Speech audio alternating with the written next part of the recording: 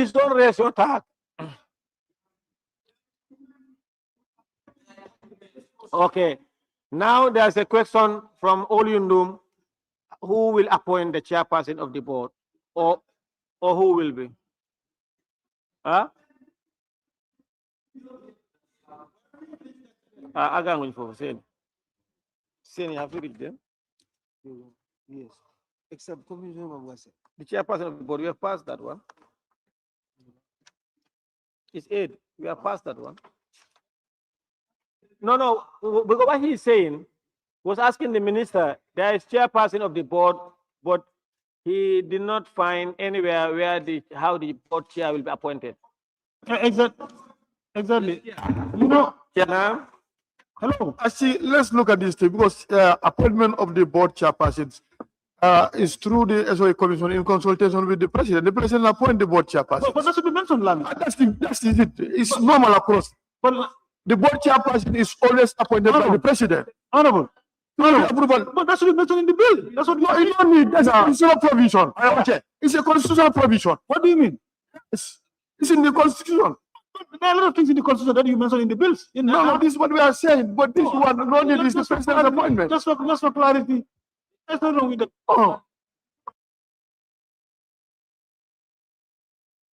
Which clause? Which clause? Which clause? Take section 175. Take section 175 of the Constitution, where you have SOEs. Mr. Chairman.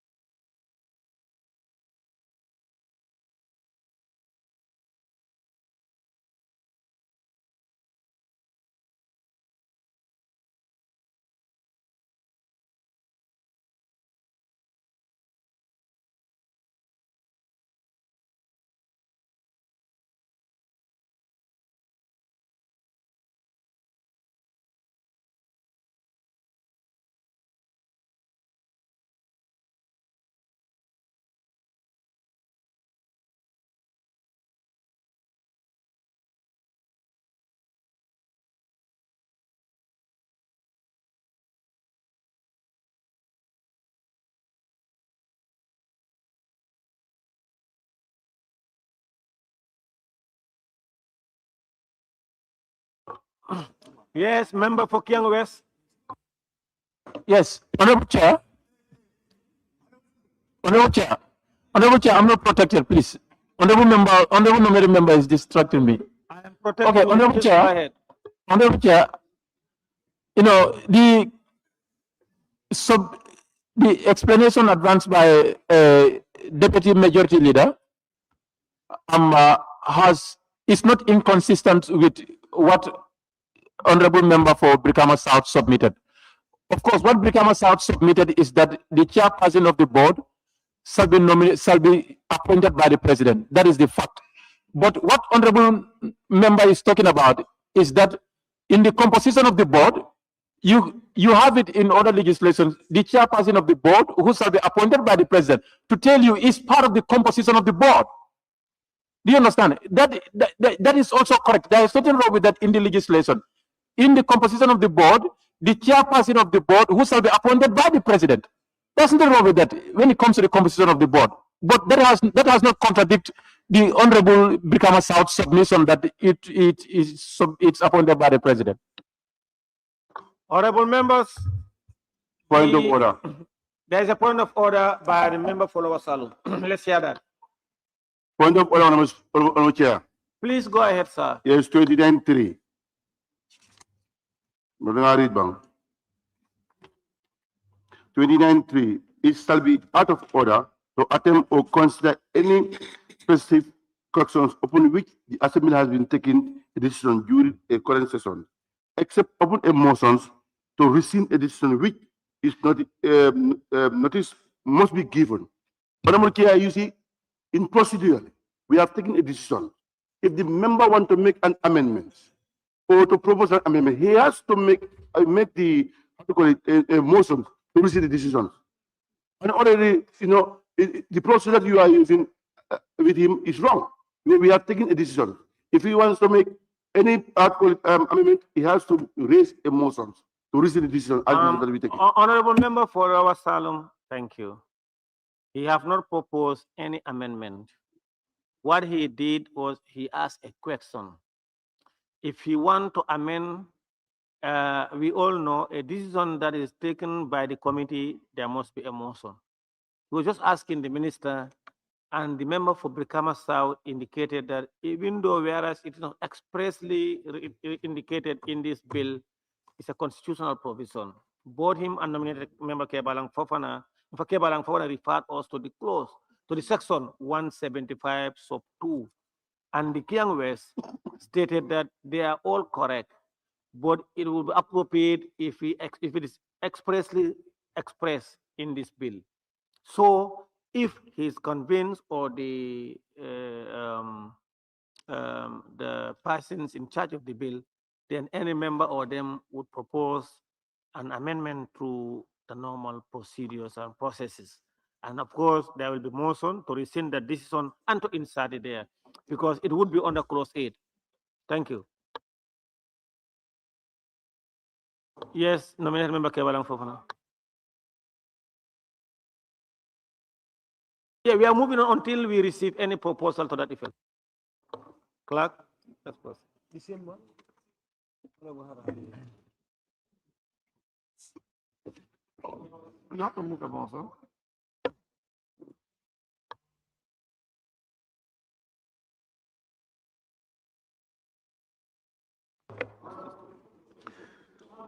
Section clause 12, selection of secretary to the board. You say? Yeah? Clause 12. There was a selection. I know. Clause 12, as proposed, it is proposed that clause 12, selection of secretary to the board as amended stands part of the bill. Those in favor, please say aye. Those not in favor, please say no. The ayes have it. Yes, the member for Olyundum. Honorable Chair, I'm rising on the motion on the 29.3 to rescind our earlier decision on clause 8 of the bill to include a provision, section 8.3, which reads the president to appoint the chairperson and board members of the corporation in accordance with the powers vested in him in section 175 of the Constitution of the Republic of the Gambia. Any seconder? Nominated member Kebalang Fofana. Seconded.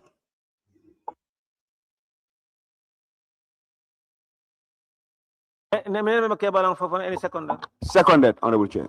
It has been moved and seconded that we rescind our earlier decision on clause 8 to enable a proposal for amendment of that clause to indicate or to empower the president to appoint the chairperson and members of the board in accordance with the 1997 Constitution.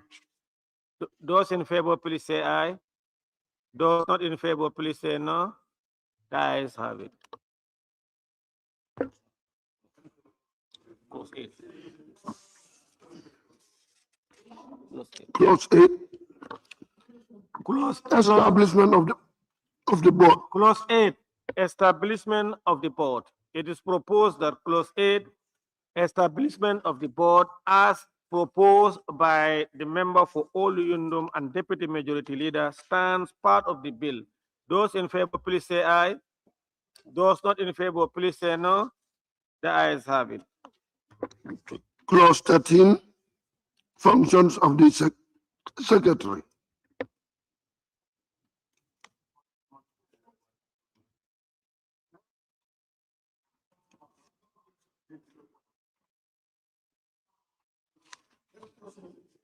Clause 13, functions of the secretary. It is proposed that clause 13, functions of the secretary stands part of the bill. Those in favor, please say aye. Those not in favor, please say no. The ayes have it. Clause 14, clause 14, Proposal. Yeah, proposal. committees of the board. Clause 14, committees of the board. It is proposed that clause 14, committees of the board stands part of the bill. Those in favor, please say aye. Those not in favor, please say no. The ayes have it. Clause 15, meetings of the board.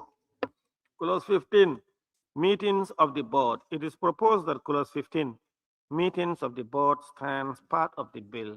Those in favor, please say aye. Those not in favor, please say no. The ayes have it.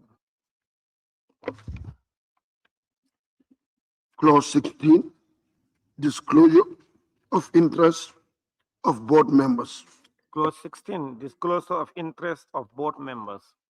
It is proposed that clause 16, disclosure of interest of board members stands part of the bill. Those in favor, please say aye. Those not in favor, please say no. The ayes have it. Clause 17, allowance to board members.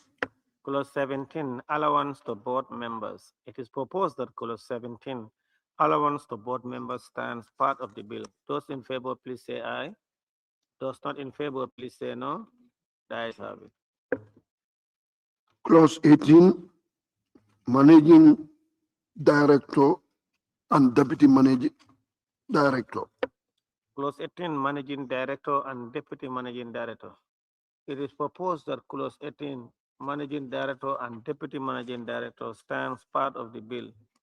Those in favor, please say aye. Those not in favor, please say no. The ayes have it. Clause 19, functions of No, look at this.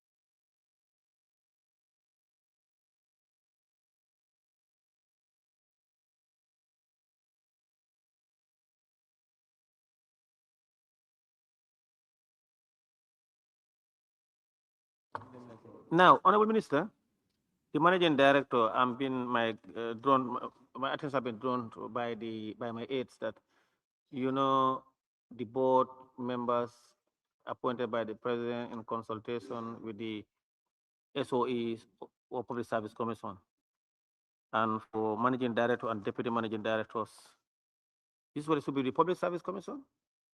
But we are seeing here. The minister may nominate a suitable qualified person. How about is that the Public Service Commission should be appointed by the president, consulted with the Public Service Commission, or what? Or is the Yeah, in the committee consultation. members help us? Huh? Mr. Chairman, Yes. Can I come in? Wait, hold on. it's already covered on number 3.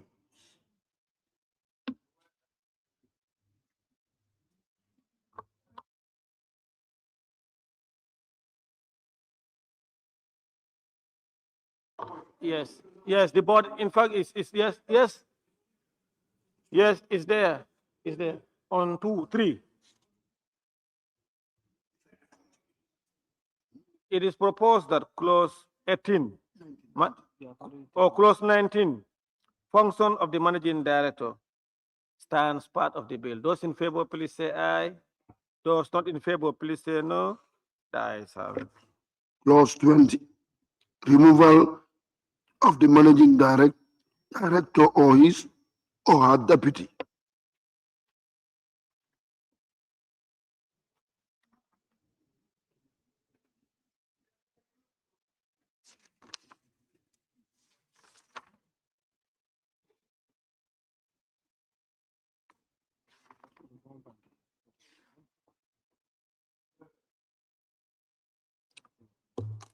Clause 20.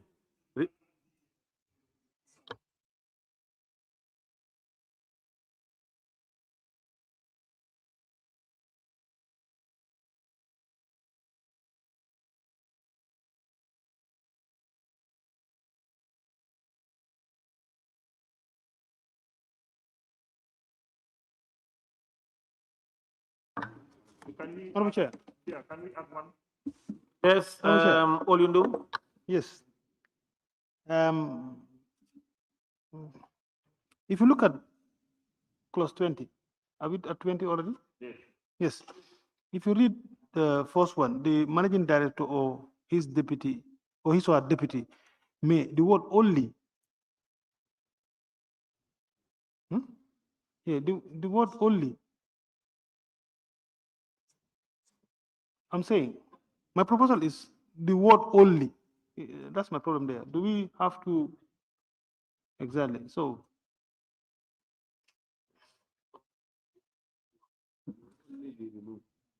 yeah, so we need to amend that.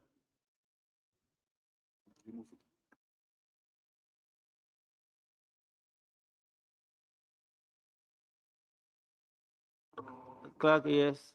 So, Minister. Okay. Thank you.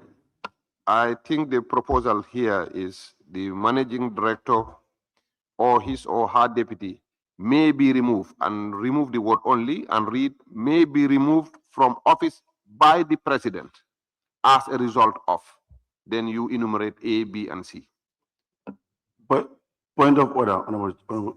Point of order. Yeah, there's a point of order from the member for Lower Salt.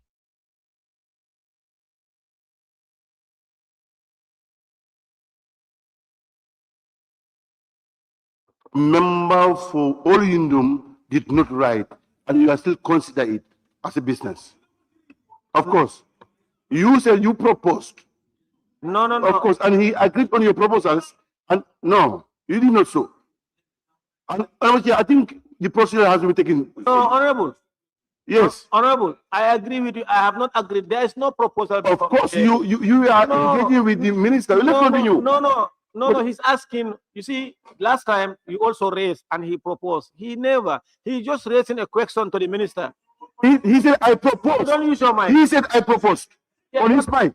Okay, now. Let's continue on the business. There's no proposal that you read. Minister. Let's continue. Minister. Honorable Chair.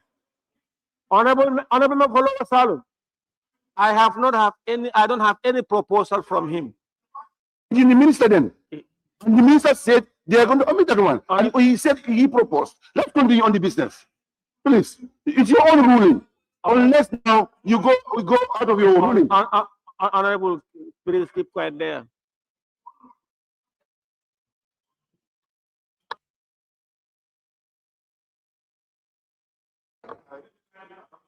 Yes, nominated member Kebalang Fofana.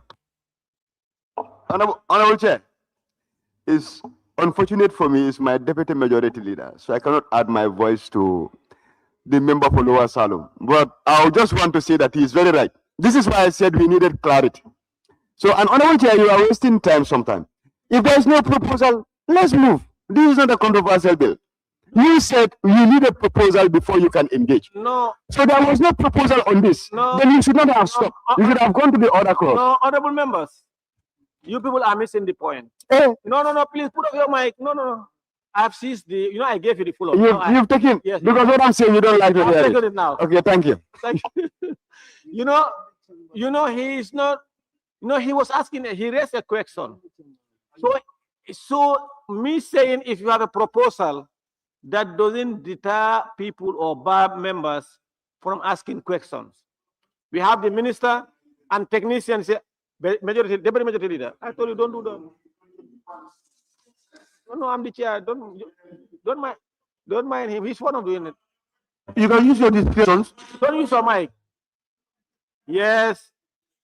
I said I allow members to ask questions. How many of you spoke today? Without proposal.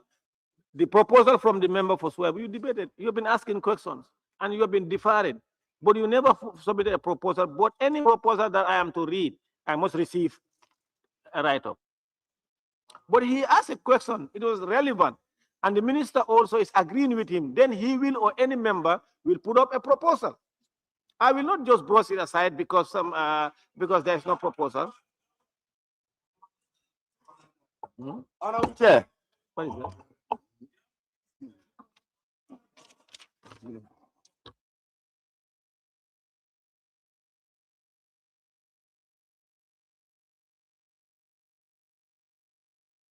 Now I receive a proposal from the member for Olyundum and as well as that of Serekunda.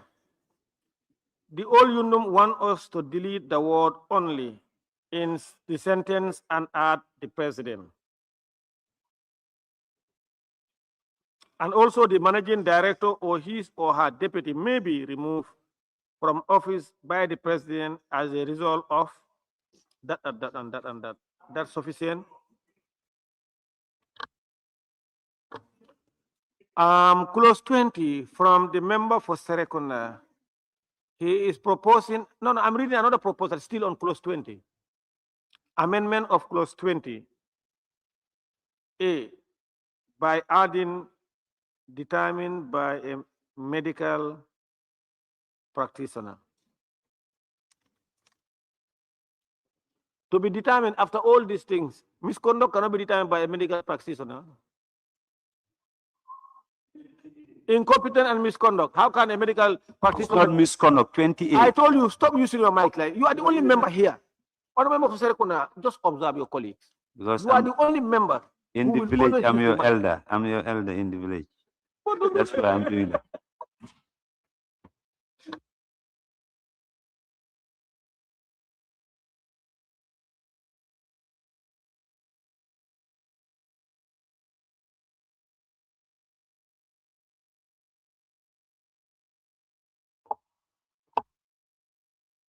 Okay, the member for Serekunda, his proposal will be 20A. 20 sub A. To be inability to perform the functions of his or her office arising from infirmity of mind or body to be determined by as I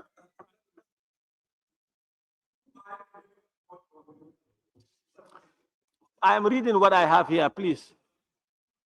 He said, determined by a medical practitioner. So they can, the language, they can embellish it. That is from the member for Serekunda. Honorable members, do you agree with the proposal of the deputy majority leader and member for Olyundum that the word may only be to be removed, may be removed from office by the president?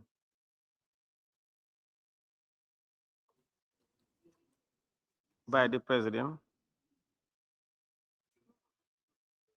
Okay.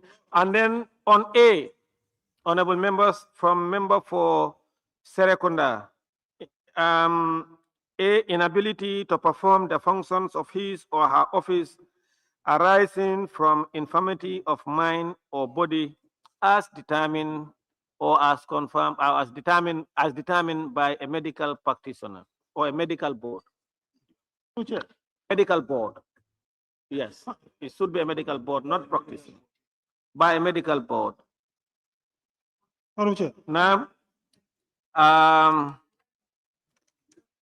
yes, that's what we have all the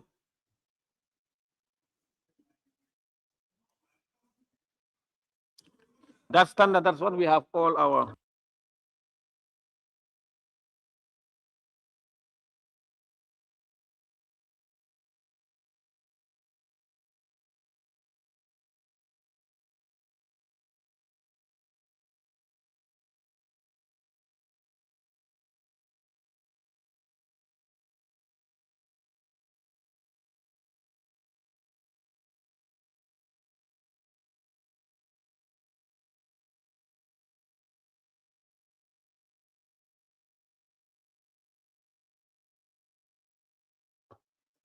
Clark, let's proceed. Clause 20, Removal of the managing director or her deputy, his or her deputy. Honorable members, clause 20, removal of the managing director or his or her deputy as amended stands part.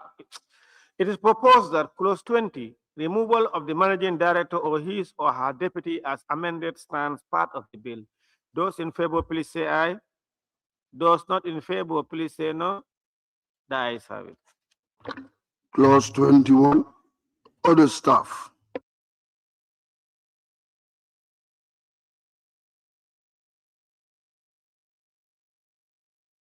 Honorable members, order staff. The board shall appoint such order staff. Now, honorable members, it is the board that shall appoint every staff, including cleaners or the managing director, and will have.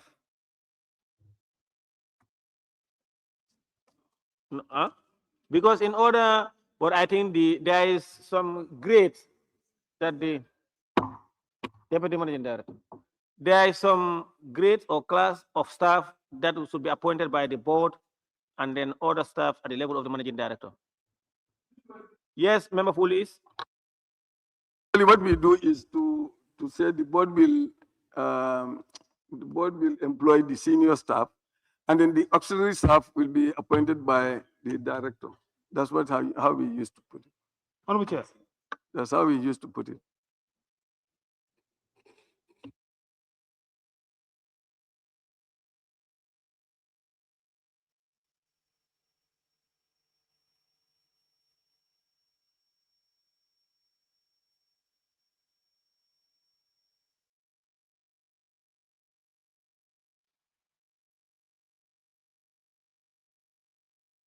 Nominated Member Kebalang Fofana. Honorable Chair, what I'm saying is, I think the language there is good. It is saying the board shall appoint such other staff. So it is not saying that the board shall appoint the other staff, such other staffs. And I believe that there will be a regulation to this particular act. That regulation will specify in the category of staff those who can be appointed by the board and the others that will be appointed by the managing director. I think the language here is okay. You can also argue that Yeah. the managing director and deputy managing director and board members are appointed by the president. Such other staff may mean the rest of the staff. No. Yes, you can argue it. I mean, you can argue that. You can argue that, but the most plausible argument here is such other staff does not mean the rest of the other staff. Yes, Yeah, it can be. that is it. So the regulation will take It care can of be that. limited. It can also bring a lot of argument. Mhm. No. This language is apt. The language here is good. There's no ambiguity in it.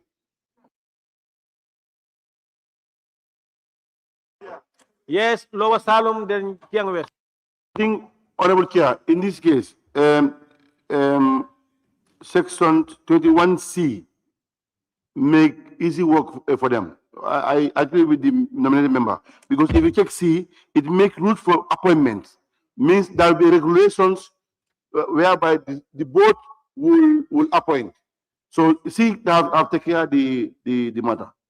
You want to say that in making the rules for appointments, the board will have a clause for the managing director as to the cadre he will be able to appoint.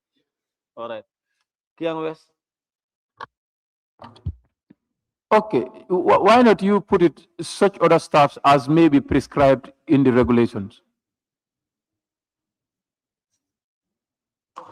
Well, to add some spicy to the food, it's make no harm.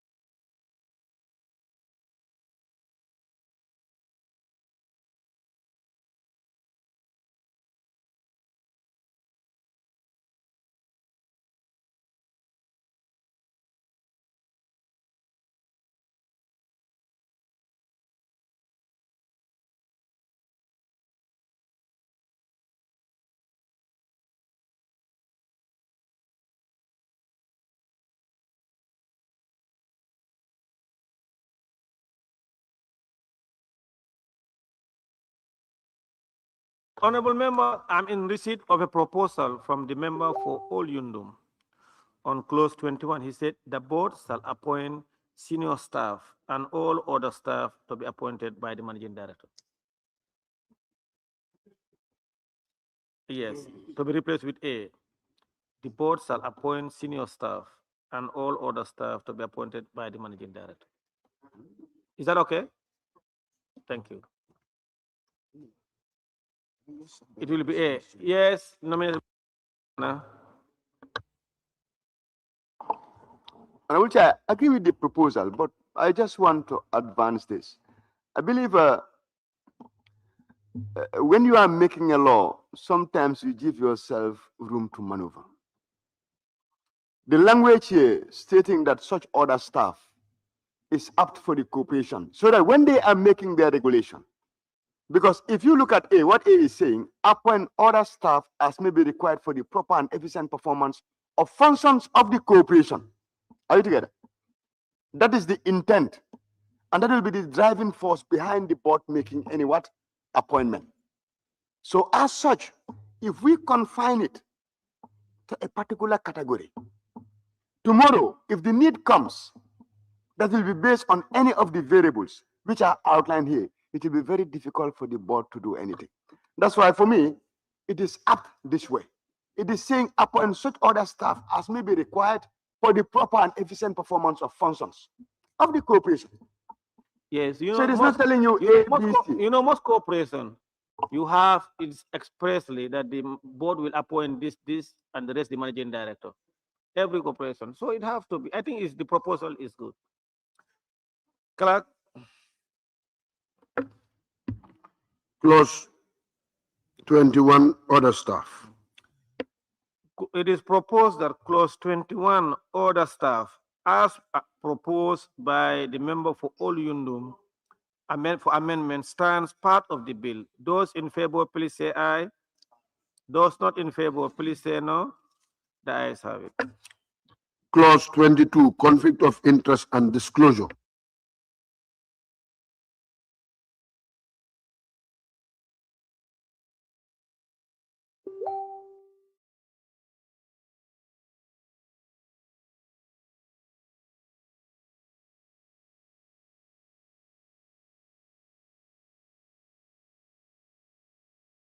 Honorable members, on 22, clause 22, conflict of clause.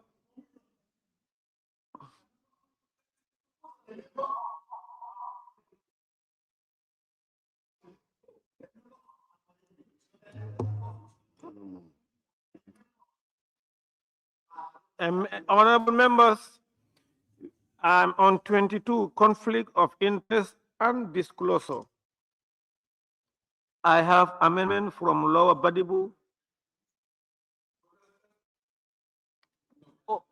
Honorable members, order.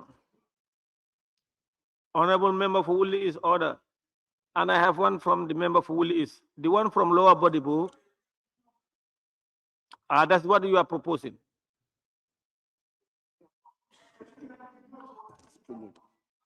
On Lower Badibu is saying 22, conflict of interest and disclosure. A, to be amended as during his or her tenure. 22A, hold any other full-time employment during his or tenure. Okay. Okay. Is that all? Honorable members, Clause 22, conflict of interest and disclosure. Clause 22, conflict of interest and disclosure. It is proposed that clause 22, conflict of interest and disclosure as proposed for amendment stands part of the bill. Those in favor, please say aye. Those not in favor, please say no. The ayes have it. Clause 23, indemnity.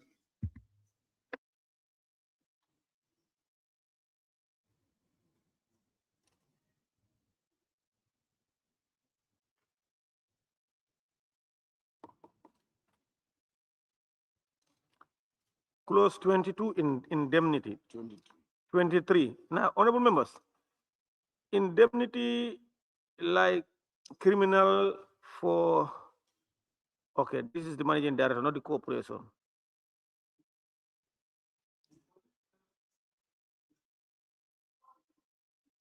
Yes, that's what I wanted to discuss, but when I said no, this is the managing director and staff. Yeah, this is correct. This is not the corporation. It's the staff, yes. Yes, clerk. I have read it. Clerk, yes.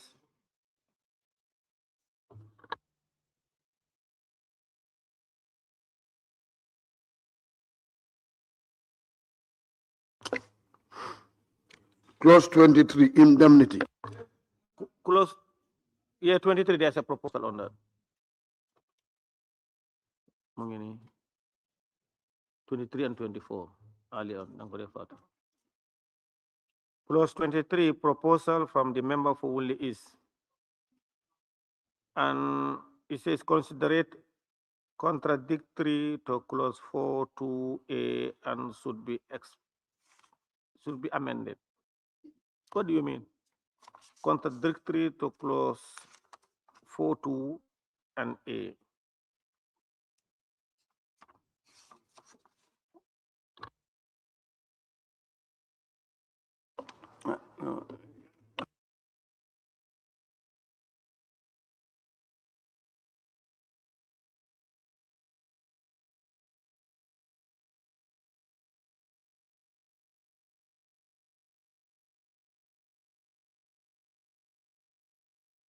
Honorable members, you know, when I read it again and I wanted to ask question, but I said, oh no, this is not the corporation. This is the managing director and staff.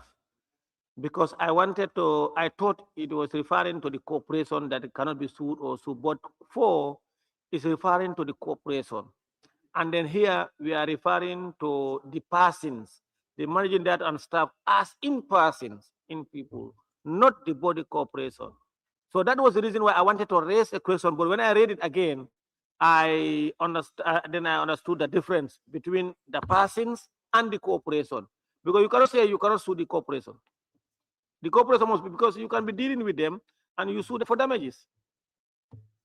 If the person who is There- on behalf of the corporation, Now the problem is now, if the person acts on behalf of the corporation, if there is some criminal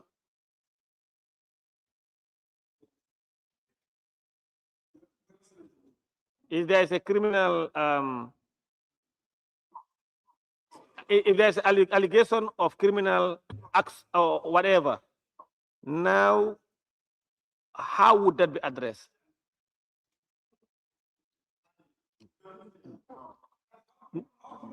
Use your mic. I will come to you in a minute, Member Kebalang. how do you determine what is good in good faith?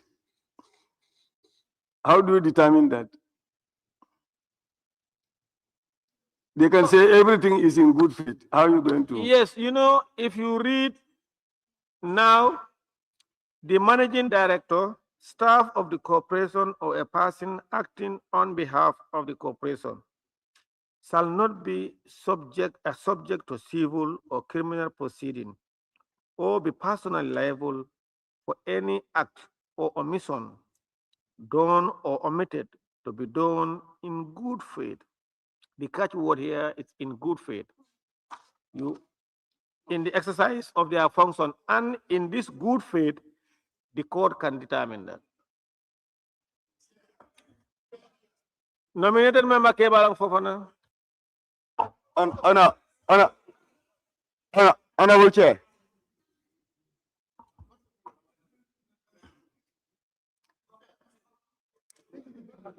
Now, from nominated member Kebalang Fofana to our woman from Sanementreng, then to Talinding to Lower Salu. Nominated member Kebalang Fofana. Honorable Chair, entities are legal persons. These are legal individuals. That's why they have their common seal. An entity is like you and I. That's why they operate on the basis of continuity. That's why in clause 4, it is telling you that the entity can sue and be sued, which means it is a body corporate. Now, what clause 23 is saying here is the staff of the corporation, if they are working in accordance with the strategic interests of the corporation, whatever they do becomes the responsibility of the corporation. This doesn't include issues of misrepresentation. If you misrepresent now, it is not the corporation, it is you. Altogether, it becomes you. Okay, wait. And Hey, it really is. I am not speaking for you. I'm speaking my mind. You can reserve your opinion. When I'm ready, you speak. Don't distract me. That is unparliamentary. No, don't distract me. Honorable Chair, answer him. on- You cannot tell me don't be rude. You should not be rude. No, you should not be rude. order. You are still a parliamentarian. I mean, I cannot be talking on my, doing my submission, you are murmuring, and you're telling me don't be rude. I am reminding you, we are in the month of Ramadan. It's a reminder, please. Don't do that. Bull the floor.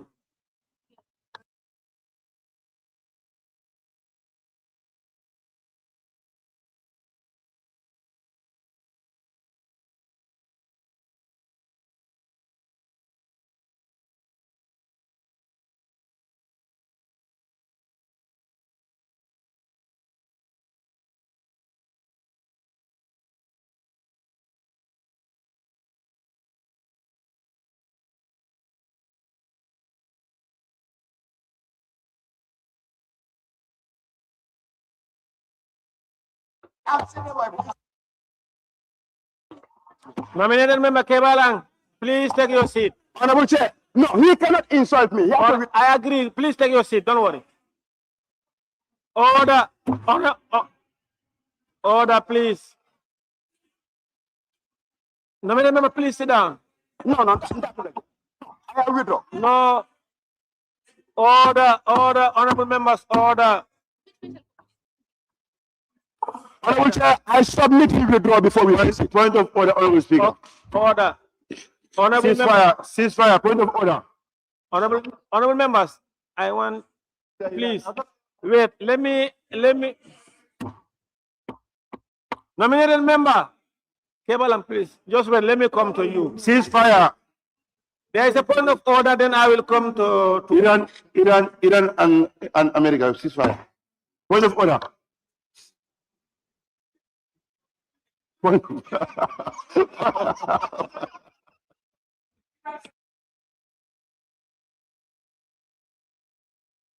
What, can we have a point of order? Honorable Speaker, 29(4).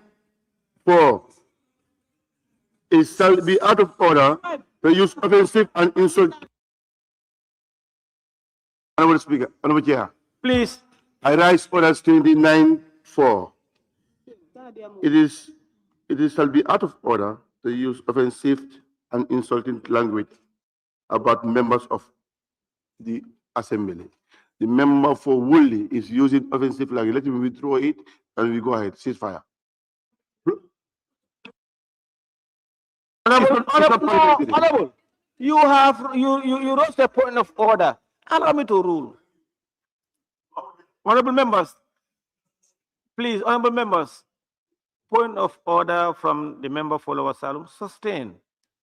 And that's what I was going to say. The member for Woolly is, and all members, when people are on the floor expressing their opinion.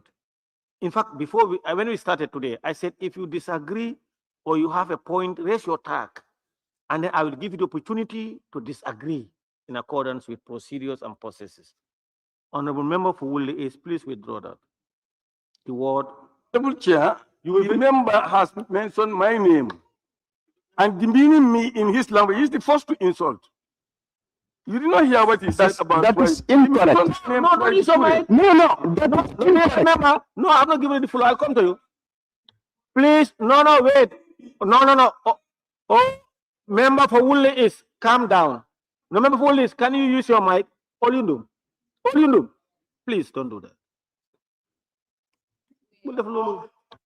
Oh, order. Honorable members, please order. Honorable member for honorable members, The member for Woolly East. Order. Honorable member for Woolly East. I will withdraw, but he should also be considerate. And not to demean my name. He's using my name at the floor of the house as if I have killed his husband. Huh? So Yeah, I'm withdrawing. yeah, wait. No. Bible, no, No, I'll come to Honorable Speaker, this one, Honorable Chair, wait. Remember. Just allow me. No, I'll come to this. Honorable member. Nominated member. Order. Order. Honorable member. Bible, Nominated member. Oh. Nominated member Kebalang Fofana. No, wait. Order. Oh.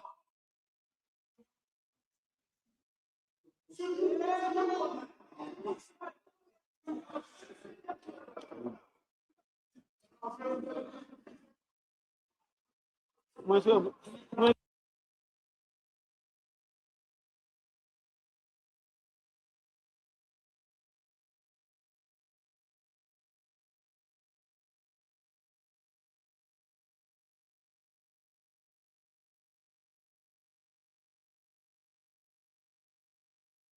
Ceasefire. Iran and America. Palestine. Israel. Ceasefire.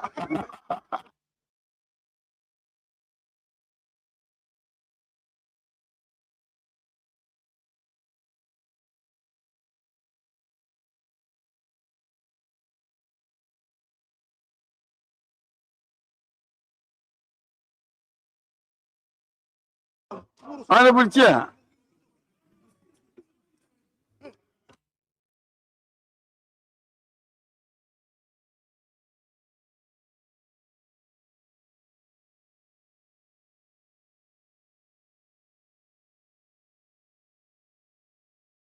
Honorable members, I want to appeal to board members to allow me to make my point. And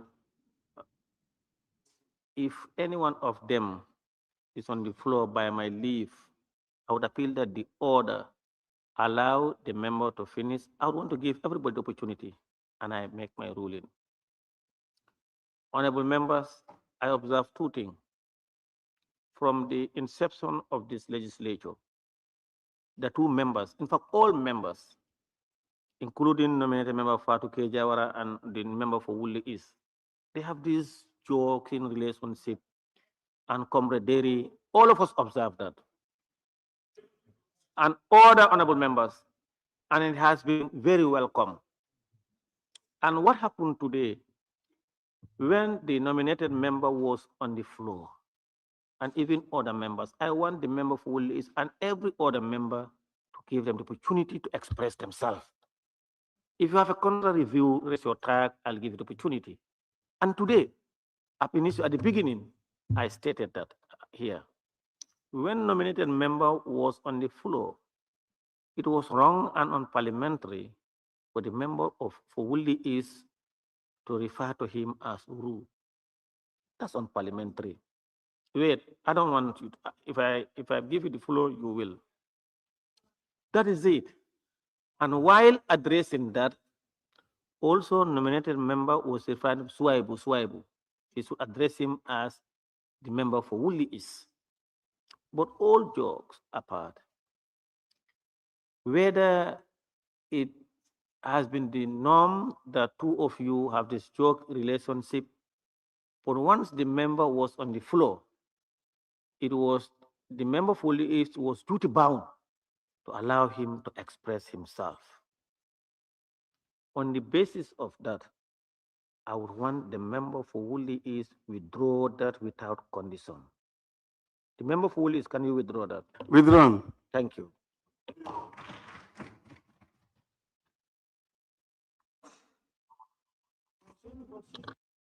Clerk? We are done with the 22. On 22. Now we are on 23 indemnity. As the nominated member Kebalang was in the submitted, I cannot agree more because, as I said earlier, even before giving him the floor, this is not the body corporate. The body corporate can be sued and can sue. But these are individuals acting for and on behalf of the body corporate. So for any omission done in good faith, it's a norm that they are indemnified. That's a norm. Yes, member for Brikama North and minority leader. I think that sounds very vague. How do you determine that that is done in good faith? Now, when, hold on, order, yeah. If an individual is a member of staff, managing director, deputy, or any of the staff, and any individual or an institution feel that they have committed wrongdoing and it is not covered by omission, they go to court. It is the court that can determine whether those acts were done in good faith or they were done in the service of the corporation or were they done based on abuse of office. No, because all those are open. What is here, what this law seek to do is to say that if they commit any alleged offenses, either criminal or civil, if it is not in good faith, it can be challenged in court. That's what this law is saying. Yes. No. And as I said earlier on, I promised from there I was going to Sanementreng, to Talinding, to Lower Salem. That's what I said earlier on before the problem. Sanementreng, you have the floor. Thank you, Honorable Chair. I was going to protest. But then, Honorable Chair, on confidentiality where we are at the moment, indemnity rather. I believe someone acting on behalf of the corporation, meaning the corporation is still acting. So any bad act dealt by that person or by that individual means the corporation is still acting. So any charges that should apply on that person, I believe should be applied on the corporation. That's how I believe. Yes, So I cannot agree more. Talinding. Exactly. Who is? Person who is acting on behalf of the corporation Is, and the corporation itself. you know, So staff. this is simply saying, don't take the person who is acting on behalf of the corporation. Take the corporation to court. Yes. You know, the corporation, you know, even the government, the state, can take staffs, any of the staff to court. Even the state can take them to court. But the state can only do that if it is outside in good faith. An individual or an institution dealing with the corporation can also take them to court if you feel that it is outside in good faith. No, I said Lower Salem first, then Lower Salem, I'll come to you. Lower Salem. Honorable Chair, yes, there is a big ambiguity in this. Don't say no. Go ahead, sir. No, you are a president. You said don't say no. Allow me to make my submission. I am not the presiding officer, I'm a chair. Of course, this is why you are a president officer. No, go ahead. I can agree or disagree, I can debate. Nobody doesn't say no. Allow me to submit. I can say no. Go ahead. Then why are you giving me the floor then? If you said no, I don't submit.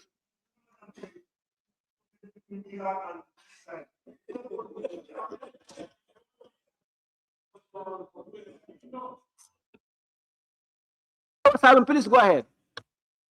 Yeah, Honorable Chair. You see, the problem of members is the good faith. And in your conclusion, you have mentioned that will be the discussion of the court now to establish the good faith. But now, the intention of the drafters, why don't we get a sense of idea from the drafters? Who are your legal aid? You understand? Because already you are giving floors to members of parliament, though we are lawmakers.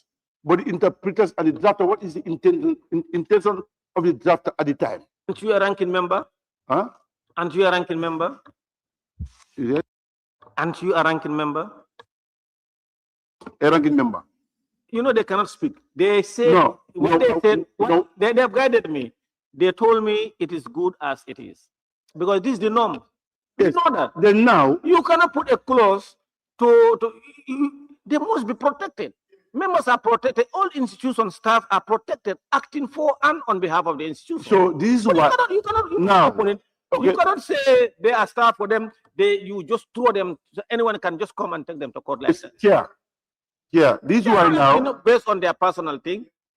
I just want to assist you. You know, already now you said your aide has advised you correctly Yes, now. yes. Now we have two proposals now. The person bearing the draft bill that brought this and he insert this and member for will also make a proposals. Now, why not we go for these two proposals? Then we carry on. The proposal we have, that's why we are debating from the member for Wuli is, he's saying it is contradicting clause 4.2. These are distinct, they are not the same. Clause 23 is talking about the MD, deputy, and staff in human form, acting for and on behalf of the corporation. While 4 is talking about the corporation, the body corporation, not in human form. It's saying that it can be sued and the corporation can sue. Of course, when the corporation sue, the staff will act for and on behalf of the corporation and sue. So these are not the same. That's what we are explaining to him. They are not the same. And that was why nominated member Kebalang Fofana came in to say they are not the same. And this would need to be protected, the staff. Yes. Can we move? Yes. Olyundum, this, Brikama South, this. Are you okay? Are you okay? Okay. Okay. I'm talking from the Brikama perspective North. of the ambiguity on the determination of the good faith. There is no determinant surrounding good faith. The managing director or the staff can act and claim that they are acting in good faith. But what is the determinant factor? You see, The honorable members, order. same clause is saying that civil or criminal proceedings should not be taken against. How can you take it when the surrounding, the very clause is saying that civil or criminal proceedings should not be taken against? How can the court determine when one is exempted to take the matter to court for even interpretation? I want to be very clear. There is no determinant for one acting in good faith. Yes. Honorable members, you see, honorable members, order. Parliament cannot determine that. It's not possible. Honorable members, once you feel that a staff of the corporation have committed wrongdoing and you can sue him for damage or criminal liability, you go to the courts. And you see, no, you have asked a question. Wait. What is saying? No civil or criminal proceedings. Can I finish? Can I finish? Honorable members, when you feel that you are an institution or the state or any individual feel that a staff of the corporation have committed wrongdoing, and you feel that in your own estimation, you can go to court, you go to court. Now the individuals or the corporation will also file in defense. Minority, please, listen here, stop.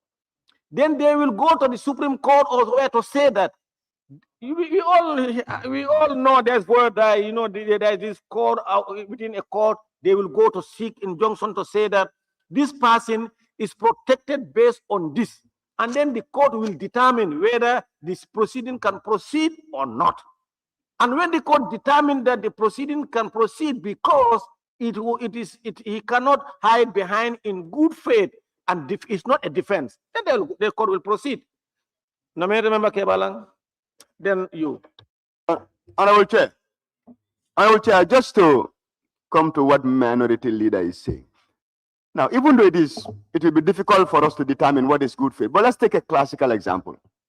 In every job environment, there are terms of references, there are responsibilities.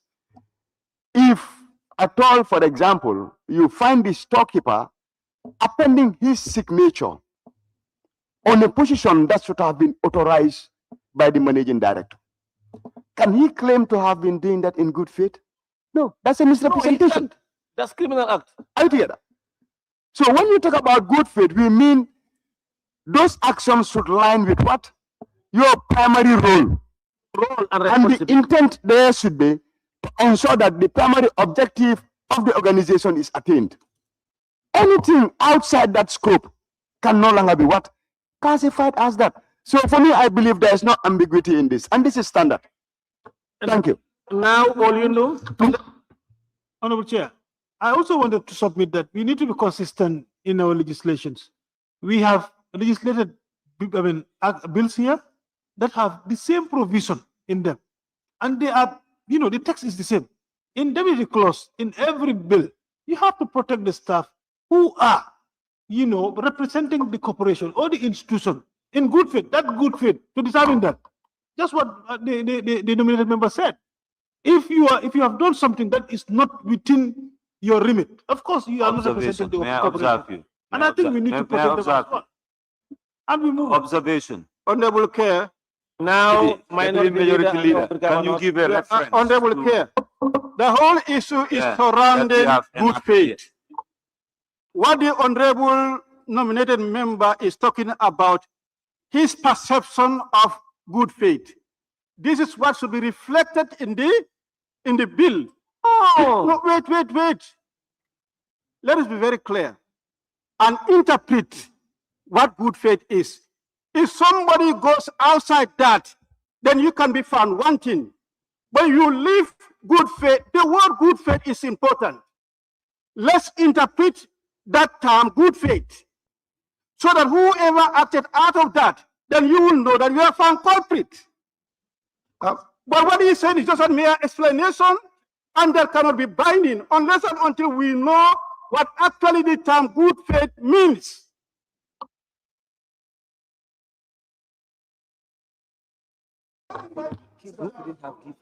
no, honorable members. To be honest with you, nominated member Kebalang Fofana could not have given better example. Good faith, it should be to the discretion of the court. We cannot determine good faith here. We cannot legislate that. We cannot do our work and do that of the executive and the judiciary. It's not possible. Yes, Please, Brikama. Mr. Chairman, I told you we have extensively dealt with these particular provisions. And in fact, it's impossible for misrepresentation be in good faith. If we cannot agree, let's put it to vote and proceed. Please.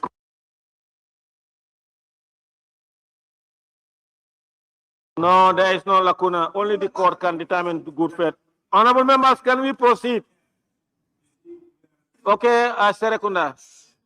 You have to be very, don't be impartial, very impartial here. Whenever I raise my task, Withdraw that. no, I'll withdraw. Withdraw. Order. Withdraw that conditionally. Withdraw that. I withdraw. Okay, continue. Yeah, I agree. We leave it as it is. But I've been raising my tag, and then you are just. No, you have not raised your tag. You were observing. I him. raised my tag. There was even a point that you. Okay, even now pointed- please go ahead. So I'm just reminding you that I'm existing here. Okay? Thank you very much. Thank you, and I'm happy that now you are trying to follow you. Thank you. Honorable members, Clark, let's continue on clause 23. Clause 23, indemnity. Honorable members, it is proposed that clause 23, indemnity as it is, stands part of the bill. Those in favor, please say aye. Those not in favor, please say no. The ayes have it. Clause 24, confidentiality. Clause 24, confidentiality. I am in receipt of a proposal from the member for Woolly East, and his proposal read, Clause 24 should be restricted to only confidential information only, instead of every information. Every member of the board, let me read it. Every member of the board, the management, a person acting on behalf of the corporation and other member of staff of the corporation shall maintain confidentiality of any complaint, document, and other information relating to the implementation of this act that becomes known to him or her or comes into his or her possession or his or her control. Then 2, subject to the Constitution, a member of the board, the management, a person acting on behalf of the corporation or any other member of staff of the corporation shall not divulge any information contained in the discharge of a duty, the performance of a function, or the exercise of a power under this act, and the source of such information or the identity of any information of a report given to the corporation. Mr. Chairman, His proposal is, because you are saying any information, anything, report, complaint, because what he is saying is to be confidential information or confidential matters. I think you are right. Mr. Chairman, wait. Nominated member Kebalang Fofana. Nominated member Kebalang Fofana, then become a Honorable Chair, confidentiality is an imperative for the survival of business entities. This is a body corporate. It will have competitors. So every information about this corporation is delicate. You and I are not in a position to determine what will be confidential and what it will not be. So I believe if we cannot make it stricter, we should not dilute what confidentiality means in this law. It's very, very important. Very, very important. Even the retail shops today, when you go, they would not tell you where they are buying their next bread from. More so a larger corporation. So I believe the law is apt the way it is. Thank you.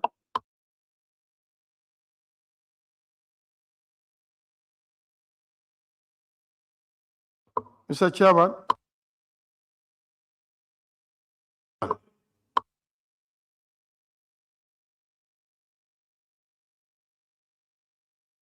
Yeah, honorable members, yes. Nominated member Kebalang Fofana. Is you, yes. Brikama South. yes, I want us to understand that we have access to Information Act that is currently with us. And you have classified information and non-classified information. And this bill will not be operating in the absence of this one. It must be in conformity. So what is contained here is already captured. Let us not belabor much on this. The classified information, this is not exempted of that. So they are working together.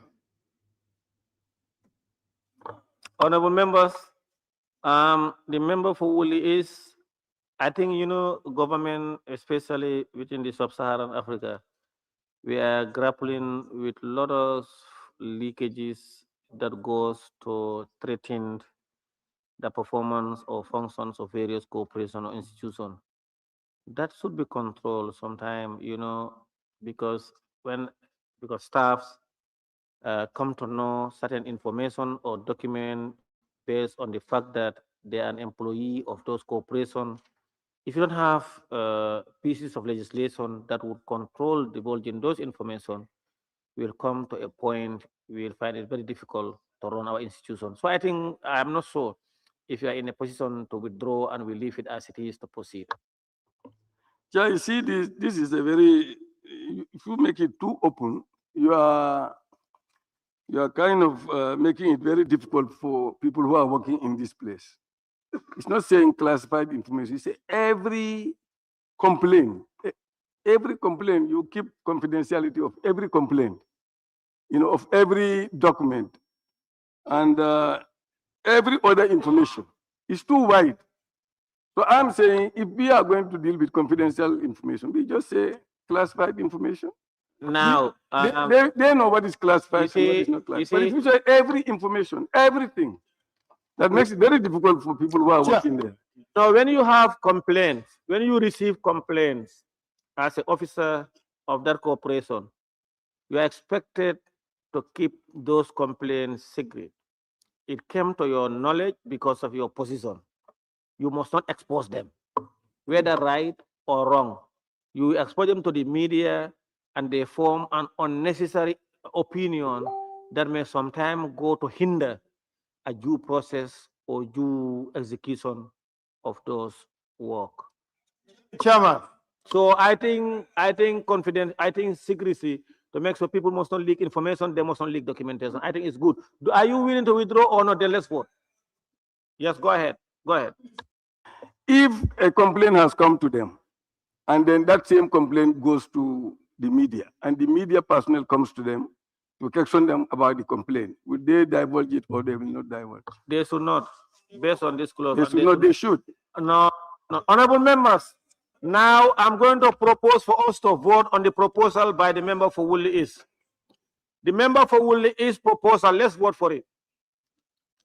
Those in favor of the proposal of the member for Woolly East to restrict the information to only confidential information, raise your tax.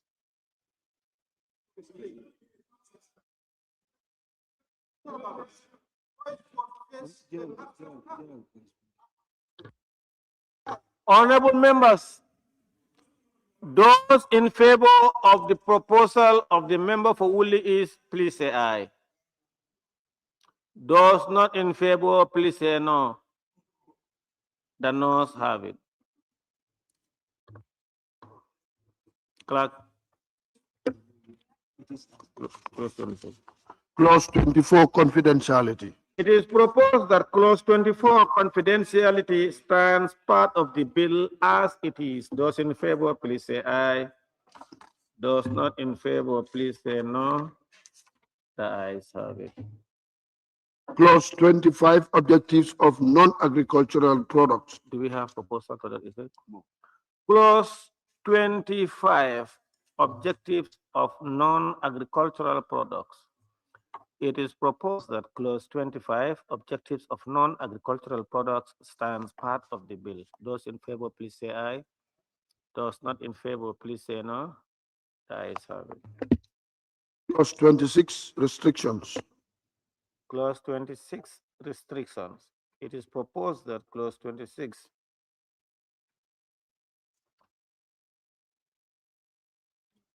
restriction. It is proposed that clause 26 restriction stands part of the bill. Those in favor, please say aye.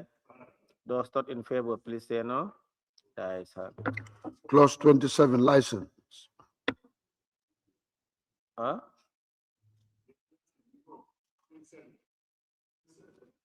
Clause 27, license.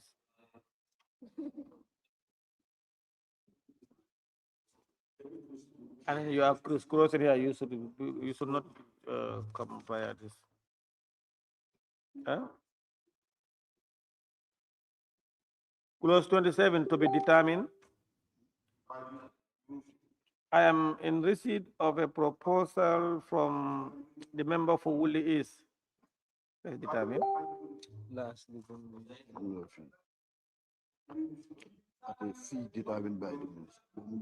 Or instead of at a fee determined, he wants us to say at a fee to be determined by the minister.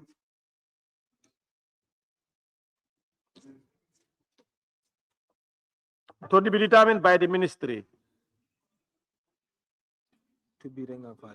No, no, the proposal is only to be. He wants us to add to be. That's all. Well, that's what he said. By the ministry. Well, bring proposal. Yes, member for Lower Salum. Yes, yeah. Yeah, it's just a connection, you know. Here, I know there will be order. Yeah, because here, you cannot open it by the ministry. Means any of these people can give a fee, but in any person, in fact, it should be approved by the minister, not the ministry, but by the minister. Huh? Even the PS. No, but there is a ministry.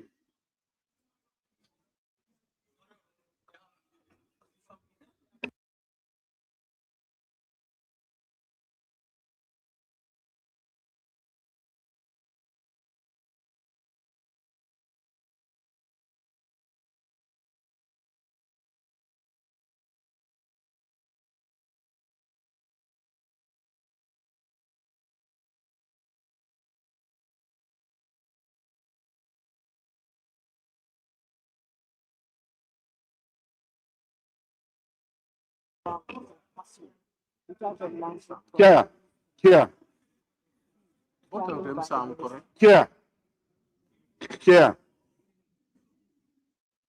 chair,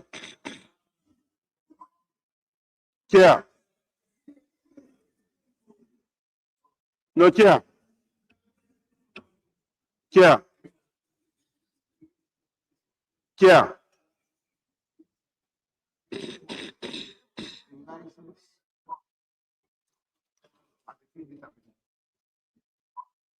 Chair. Chair. Chair. Honorable Chairperson. Honorable Chairperson. Now we have a proposal here from the lawful doers.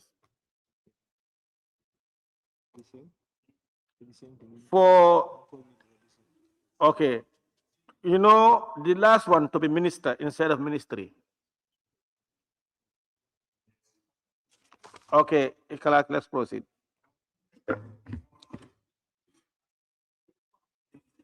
Clause 27 license. Talende Kunya? In fact, it will be abuse if you even say minister. It reduces to one person. Now, the minister is the head of the ministry. Now, with all the technicians and everybody involved, whatever they assess and decide is the minister who is going to confirm it. So it is like an individual. You don't look at the minister as an individual. If you put minister there, it seems as an individual just sitting and deciding on it. No, ministry. Wait. You don't understand this thing. The people who put it there, ask the ministry, the head of the ministry, the policy head is the minister. Honorable members, order, please. Order. Honorable members. See, the policy head is the minister. He's talking about all the administration put together. The minister is the one who's going to release the fees. The fees. So it doesn't matter whether you say ministry. Ministry is more concrete. It involves the expertise in the ministry. But anybody, do you think, somebody said yes, permanent secretary can just get up. Do you think if anybody in the ministry can issue a price fee without the minister's approval? It doesn't make sense to put minister there. Minister is the head of the ministry. And he authorizes everything that comes from the ministry. That's why he's sitting here. My friend, why minister? Chair. Thank you, Member for Talende. Order.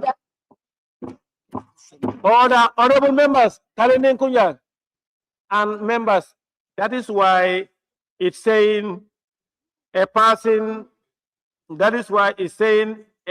shall not import or export groundnut or cashew without a license from the ministry.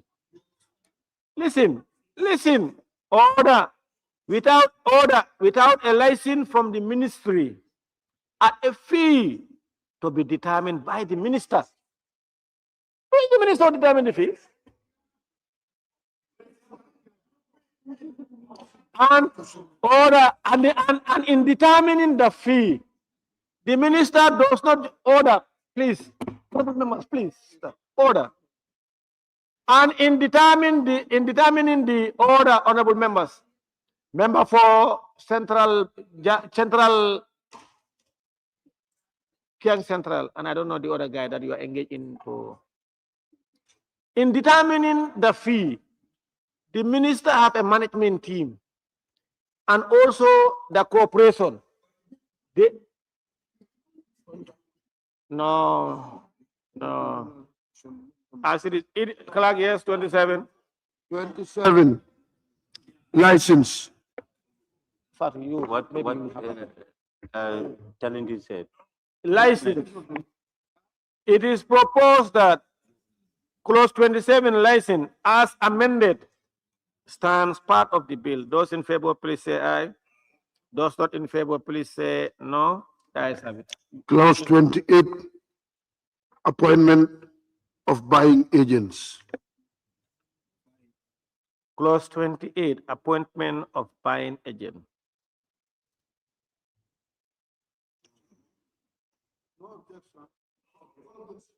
It is proposed that clause 28 appointment of buying agent stands part of the bill.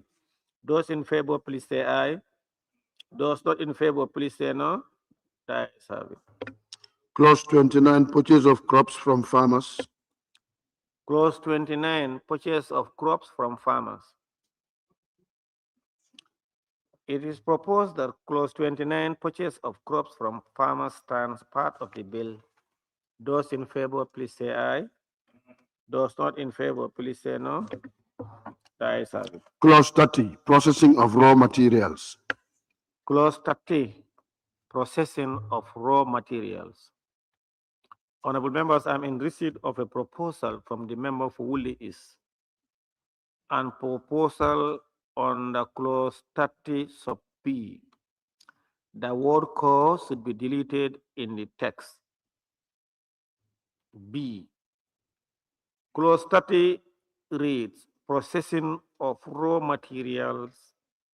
The corporation shall endeavor to add value to all agricultural products, enhance employment opportunities and profitability.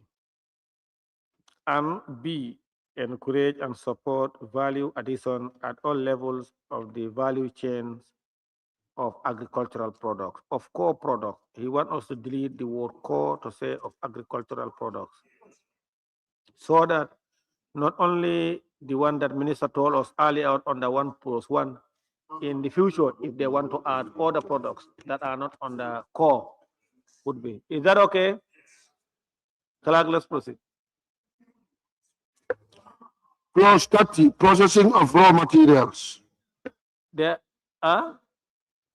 yes, yes, yes. Woolly, Brikama South. Chair, if you look at the issue of core, currently, you look at the corporation is dealing with certain produce that are really for marketing purposes, and they cannot deal with every component of it. So we have to look at that one too. So if they put it core products, let's look at that are contained in the core products before you open it like that, and not everything can be processed up to that level. Now, honorable member, you know, when you look at the schedule, they have core, but also they have non-core that they want to venture into. Now here is telling you, when you have core, you have restricted them only on the core. In the event in the next 2 years, 3 years, if they want to also incorporate other products that are listed on the clause 1.2, they must come and amend it again. But you see, I think we need No, I've given you the floor. No, don't. No, wait, we want to be consistent here. No, put up your mic, sir. No. Put up your mic. No, Yes,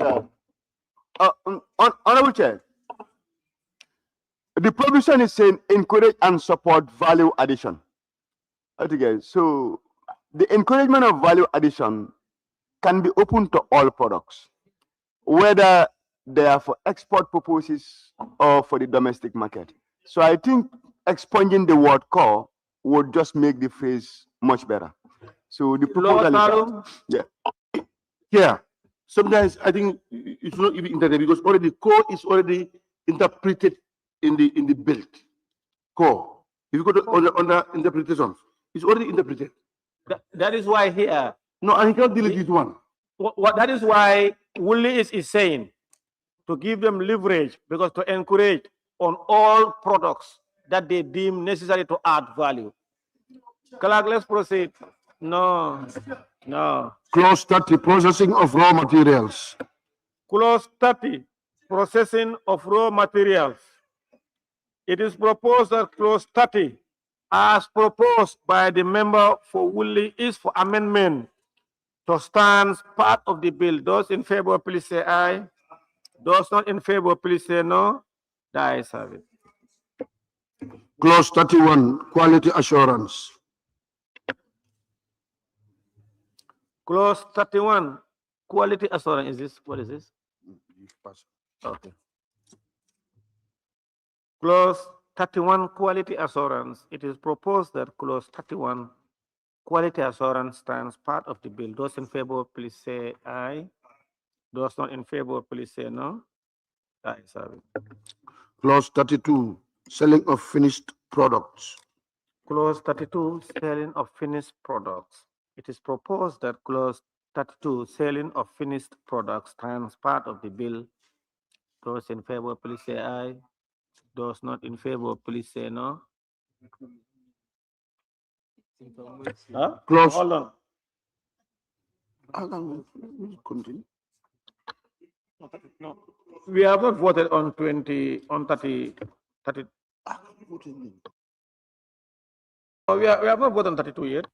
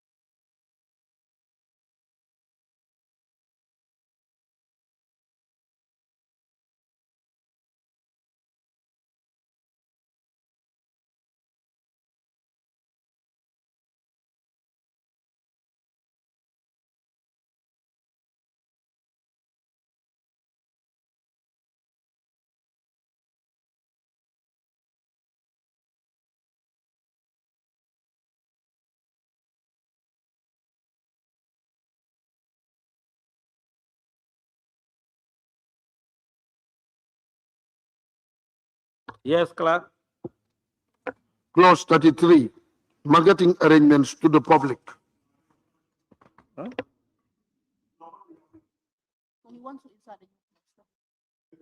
Okay. Anna, was that what is on the? Yes.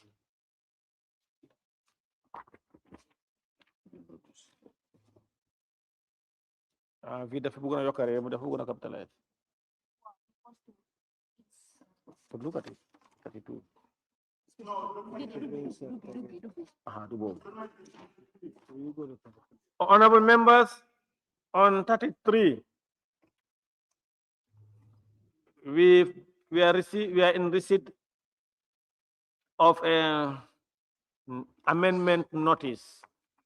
And in fact, it was published on the order paper yesterday by the member for Lower Salem on the mandatory off-take arrangement for specific products.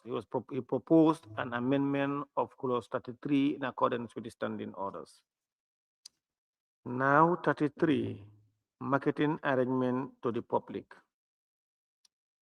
His proposals reads mandatory off-take arrangement for specific products as subheading. Then 1, his proposal reads 33.1, where the corporation produces or manufactures any food product or commodity, any private sector importer importing the same or similar product or commodity into the Gambia shall procure from the corporation 10% of the total quantity of such product or commodity imported by that importer.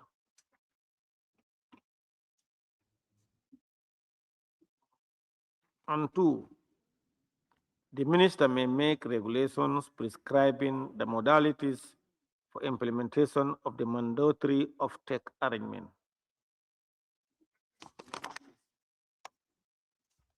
Honorable members, so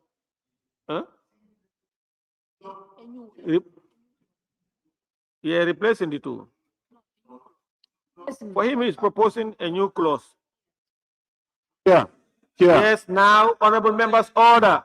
Now I will give the floor to the honorable member who proposed. Yeah, it's a new insertion of a clause. This is why I said 33 now the proposal will now fall in 33, and to correct the numbering. Now it's a new insertion. You understand? Yes. Now it will be 33.1.2. And what you have on the bill as 1 will be 3. And then what you have as 2 will be 4.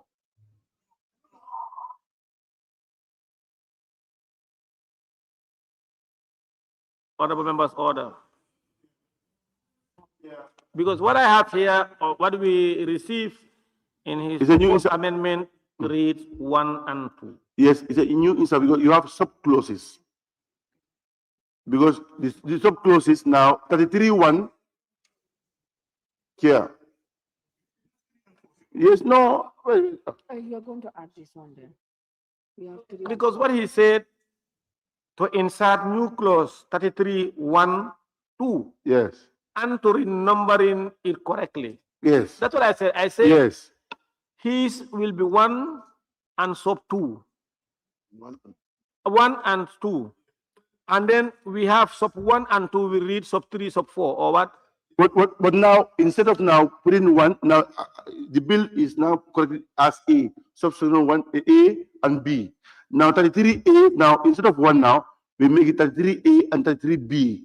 You understand? Then further, you correct the numbering. After 33A, then you have 33, 4, 5, and 6. You understand? Seni, you're making yourself. No, what? No, Just leave one of the 4. here. No, what I'm saying here is, it's a new insertion. And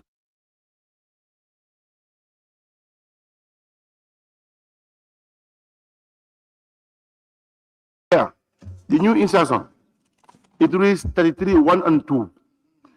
You understand? Because the heading, no, what I'm saying here is, you know, in the bill, in the draft bill, the sub sections, they are in letters. No, wait, I'm sorry, no. 2A up to C. What I'm saying, the subsections, they are in letters. It's 2. Yes. Now, what I'm saying, instead of now putting numbers inside, now instead of now 1, 2, we make it A and B. 33 subsection A and subsection B. They are in numbers, but I want to change now into letters now. Yes. No. Why did you from Yeah, wow.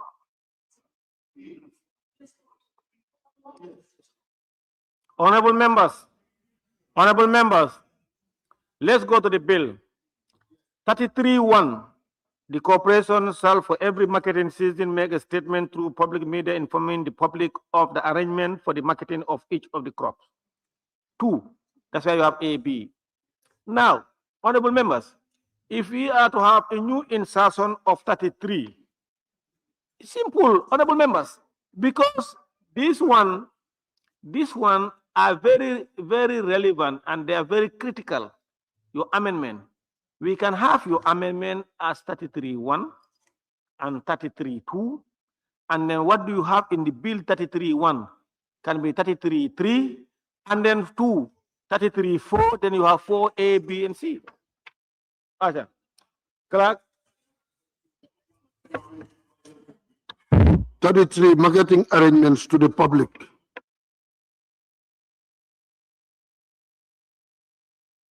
What he want cannot be, because you have 1, 2 already. It's just numbering. It can be. No, Chair, wait. Chair, the idea here is, you know, 33.3, marketing and arrangement to the public is already a provision its own. You are not there to amend that one day. You will leave it as it is. You understand? Now, under 33.1 and 2, now you insert 33. You insert 1 and 2. Then from the 33, now you come to 34, means marketing and arrangement. It continues now. 34. You understand? Or instead of you want it a clause of its own. Of his own. This is why the insider have to come yesterday. Because we don't have.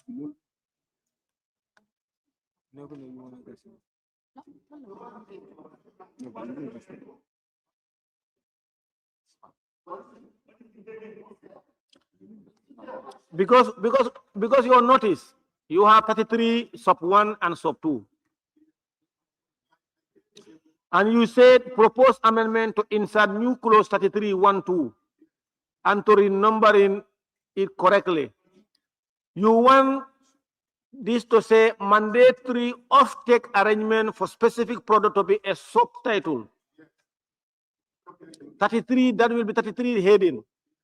And then we have 1 and 2. Then this clause 33 will be 34. And the rest of the clauses of the bill will change. Now you understand now. Understand?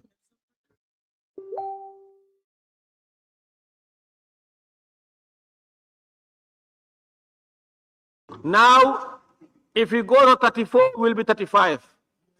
35 will be 36. 37 will be 38. Table office, you understand? All right, clerk. Now, insertion of, we have not voted. Insertion of new 33. Clause 33, insertion.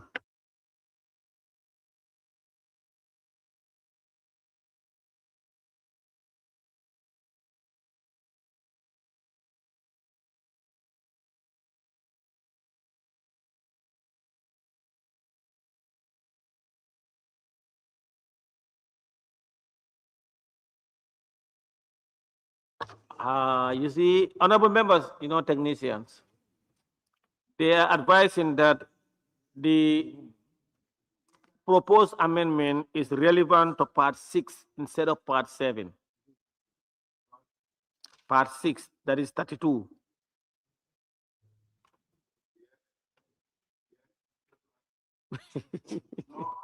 Use your mind. I said yes, that's agreed. Yes. Then move a proposal for a motion to rescind our decision on that. Yes, Honorable Chair, I rise to move 29.3 to rescind our earlier decision. You have taken. On what? On this, on your 8 suggestions. On part 6. Part 6. Clause 32. 32. To insert a new clause after 32. Yes. Come properly.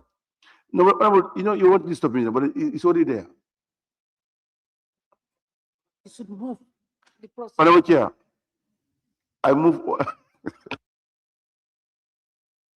orders 29.3 to rescind our earlier decisions to propose a new insertion, a new provisions 30 under 32 Below 32 under part 6. under part 6 as 33. Any seconder? The member for Lower Florida West, please use your mic.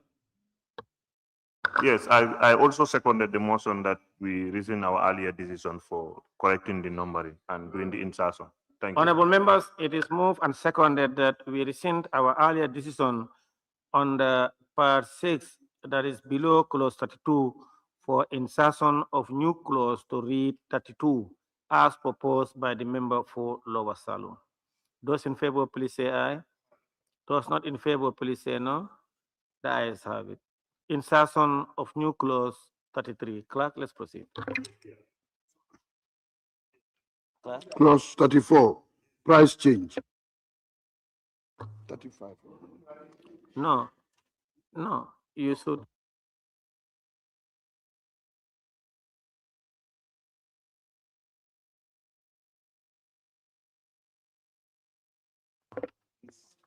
Clause 32, insertion of new clause. On 32. Insertion 6. of new clause under immediately after clause 32 to be clause 33. It is proposed that clause 33, mandatory offtake arrangement for specific products, stands part of the bill. Those in favor, please say aye. Those not in favor, please say no. The ayes have it. Chair. Now it's inserted immediately after 32. Now 33 will become 34. Chair. Clerk, you may proceed. Chair. Clause 34, marketing arrangements to the public. No amendment on that. It is proposed that clause 33, no amendment as it stands part of the bill. Those in favor, please say aye. Those not in favor, please say no. The ayes have it. Clerk, wait. Clause 35. Clerk, wait. Honorable members, I am in receipt of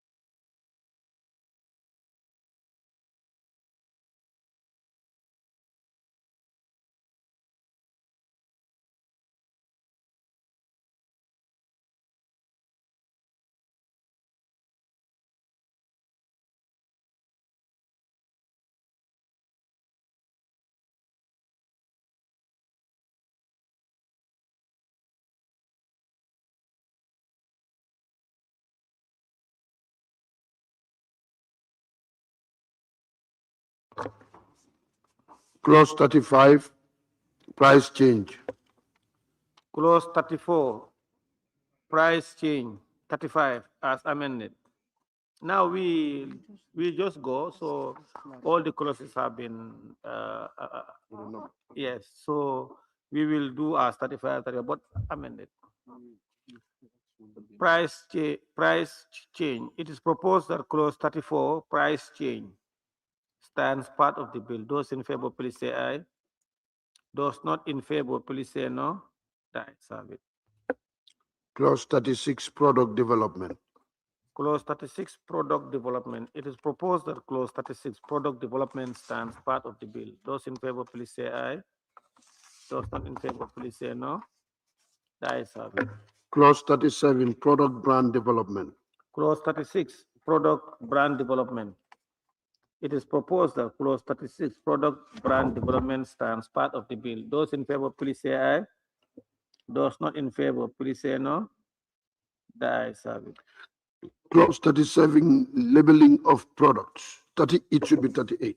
Clause 37, labeling of products. It is proposed that clause 37 as amended, labeling of products, stands part of the bill. Those in favor, please say aye. Those not in favor, please say no. The ayes have it. Clause 39, certification of Clause 39, certification of products. Clause 38, certification of products as amended, stands part of the bill. It is proposed that clause 38 as amended, certification of products, stands part of the bill. Those in favor, please say aye. Those not in favor, please say no. The ayes have it. Clause 41, 39, 40, that's 39. Just go ahead. Cross, go ahead, 39. Kala, go ahead. Clause 39, establishment of price stabilization fund. Clause 39, establishment of price stabilization fund. It is proposed that clause 39, establishment of price stabilization fund as amended, stands part of the bill. Those in favor, please say aye. Those not in favor, please say no. The ayes have it. Clause 40, objectives of the fund. Clause 40, objectives of the fund. It is proposed that clause 40, objectives of the fund as amended, stands part of the bill. Those in favor, please say aye. Those not in favor, please say no. The ayes have it. Clause 41, funds of the corporation. Clause 41, funds of the corporation. It is proposed that clause 41, funds of the corporation as amended, stands part of the bill. Those in favor, please say aye. Those not in favor, please say no. The ayes have it. Clause 42, estimate, accounts, and audit. Clause 42, estimates, accounts, and audit.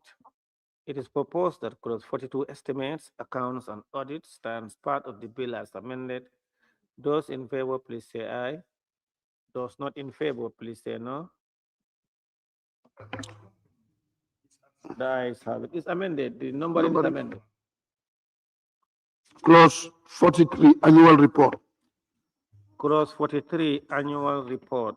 I am in receipt of a proposed amendment from the member, by the member for Woolley East. Clause 43(1), his proposal is that it should be 3 months instead of 2 months.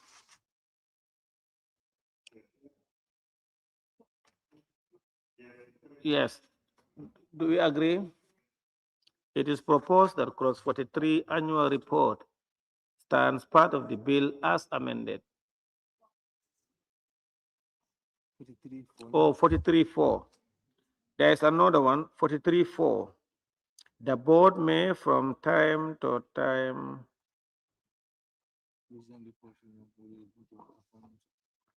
you have not proposed anything on 43(4). You just, I'm not giving you the floor yet. You just say how often. No, it's didn't propose. There's no proposal from you on that. What I'm saying is clarification first before proposal. Because if you just say from time to time, and we are supposed to, they are supposed to accountable to us. We need to know how many times are they coming to us? How often? No, I think Because if this, you say from time to time, it's very big. no, this one, So I, I think it's not the usual mandatory report to Parliament.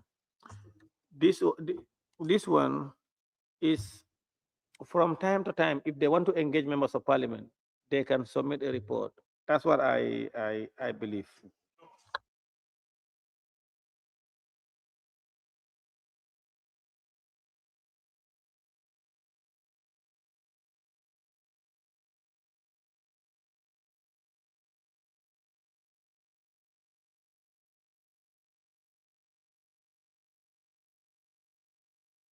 You know, usually honorable members from Wuli East, Kiang West, and then Talinding, please concentrate. You know, the Auditor General report, the usual reports, the 3 months and the period, the audited accounts is mandatory.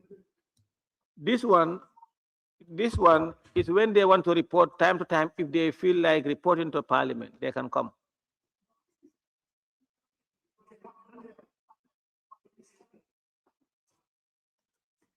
No, it's not. It's good.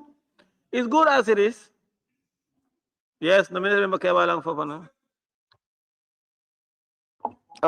Honorable Chair. Honorable Chair. This is standard. This is in accordance with Section 160 of the Constitution. So there are things that we don't even need to argue over. In fact, he has not proposed anything on that one. Yes. It is proposed that clause 43 annual report as amended, of course, the numbering and proposal from the member for Wuli is on sub 3.1. Yes, Honorable Minister. Please go ahead. If you look at annual report 1 and 3, they seem to be a little. One says the corporation shall within 3 months now, right? Okay. But then if you read 3, they say the minister shall no later than 3 months. So if they submit the report in 3 months, when will the minister now submit it to the assembly? And the cutoff line here is all 3 months. So if they bring it on the last day of the 3 months, they are within the law, but the minister will not be within the law. So I just want you to take a look at that.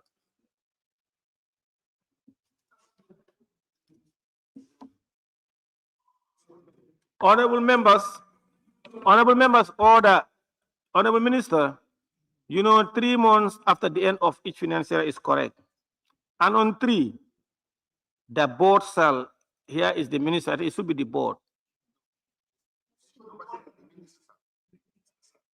No. The minister's annual report activity, that's the ministry, is formed part of the Auditor General report. But body corporation is the board. So the minister.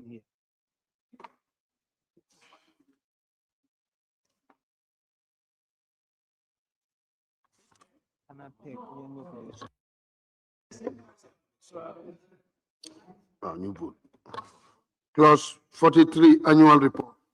Clause 43 annual report as amended, that is 43 reads 44, and on 1, 2 months to 3 months, and on clause 3, instead of the minister, the board stands part of the bill. Those in favor, please say aye.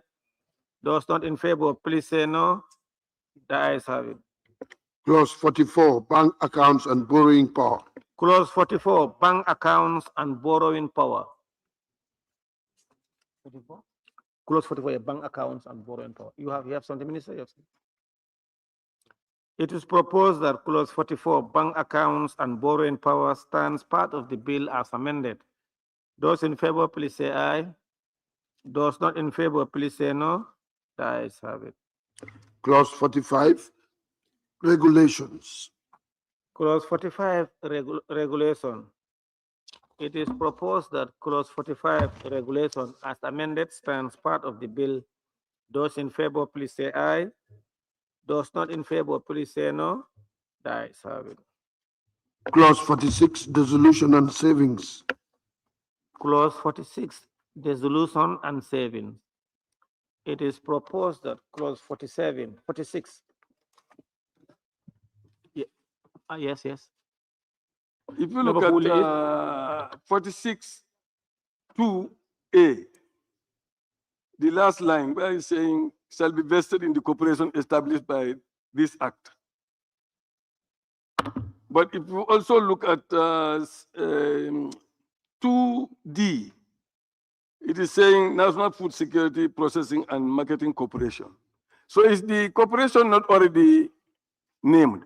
Is that not the name of the corporation? So why don't we just put the name of the corporation instead of say corporation established by this act? Since it's already there. Now it is dissolved. And then you are referring to 2B.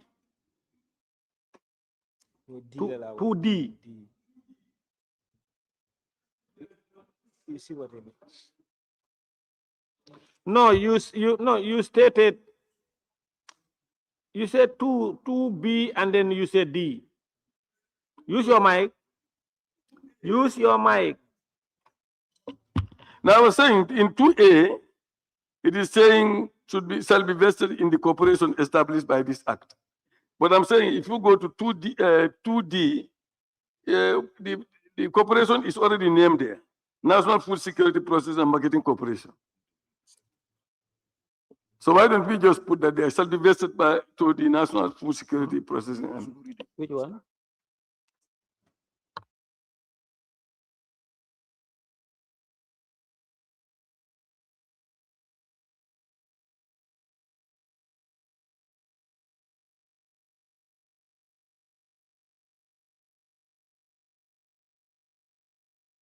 Now, notwithstanding the dissolution of the National Food Security and Marketing Corporation, Processing and Marketing Corporation, all assets, funds, resources, and other movable and immovable property, which before the commencement of this act were vested in the National Food Security Processing and Marketing Corporation, shall be vested in the corporation established by this act. D, every order, requirement, certificate, notice, authorization, consent, application, thing and request made, issued, given, or done during dependency of the existence of the National Food Security Processing and Marketing Corporation shall, if in force at the commencement of this act, and so far as it could have been made, issued, given, or done under this act, continue in force and has effect as if made, issued, given, or done under the corresponding provision of this act. What is your problem? What's your problem, sir?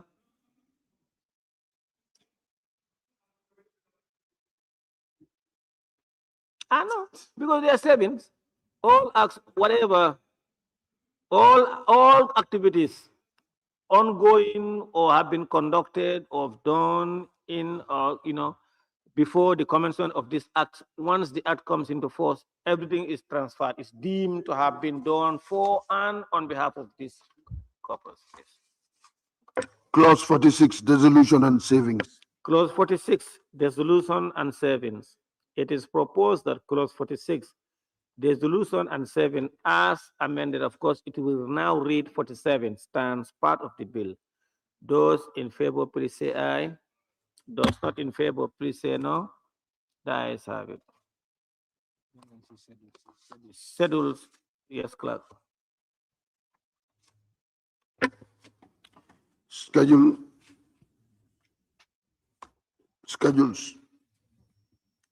product portfolio.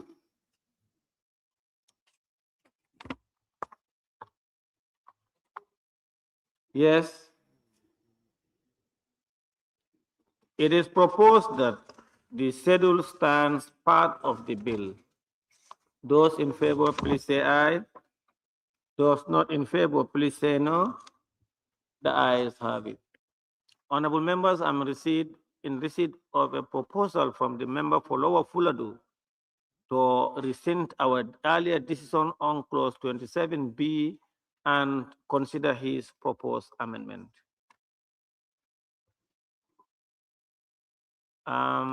His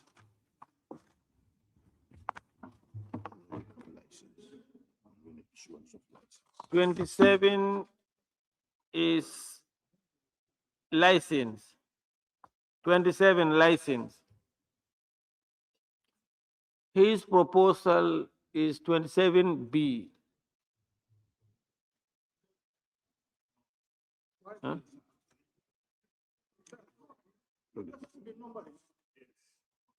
Okay, you want us to insert 27, a new clause. 27. There is no A. Now he wants us to have 27, either 27, 1, then you have 1, 2, 3, or 27 A, B, C. He said each one of license. Yeah, it's like a medical practitioner. The member for the minister can read it for us. Thank you, Chairman and honorable members. The proposal, as mentioned, is to revise 27, now have A, and this proposal be B, and it reads, and issuance of license. Any person who imports or exports groundnut or cashew without a license issued under this act commits an offense, and on conviction is liable to a fine not less than $50,000 and not more than 5 million, or imprisonment for a term of not less than 2 months or not more than 5 years, or both. Any holder of a license issued under the act who in any way transfers that license to another person commits an offense, and on conviction is liable to a fine not less than $1 million or an imprisonment of a term of not less than 2 years. Not less than 2 years and no more than 5 years, or both. This we had in the original bill. What we just realized, there is an offense created in the act, but there is no penalty in the act and on the licensing. So the proposal was to have it under the framework of the regulations. But in regulations, we cannot punish anybody for imprisonment more than 1 month or a fine of more than $1,000 in a regulation. So that will be too trivial for people who are importing and exporting without license. And this was in the original bill that was proposed, and that is the mindset behind it. Thank you very much.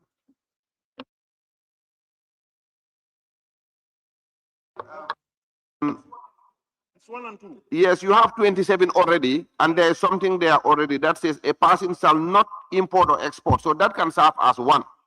And this proposal can serve as 2. Yes. So it becomes 27-1, and this one becomes 27-2 at your own discretion.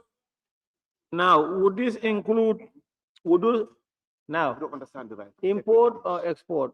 Yeah, this is not with buying, like when you have Seco in Wuli or in Nyaneja or in Salum. Yeah, put up your mic so they can hear properly. Then people bring in groundnut to sell to our Seco. This is applicable to them? Minister, you know, you have, when you are exporting, honorable members order, when you are exporting, you have your product and you want to sell to Senegal or to Nigeria or to Guinea-Conakry, that's export. Now, after season or during the trade season, government announce prices of groundnut, for instance, or even before announcement, Senegal announced before us. You have a farmer in Bolibana who live in the border. And when he crossed to the next village of Senegal and sell his groundnut to get proceed from it, it should be, that should be seen as exportation. And you have Senegalese around the border. The Gambia government announced pricing like what happened this year. We have the best pricing around the area, and they also cross into Gambia and sell. They are also exporting to the Gambia.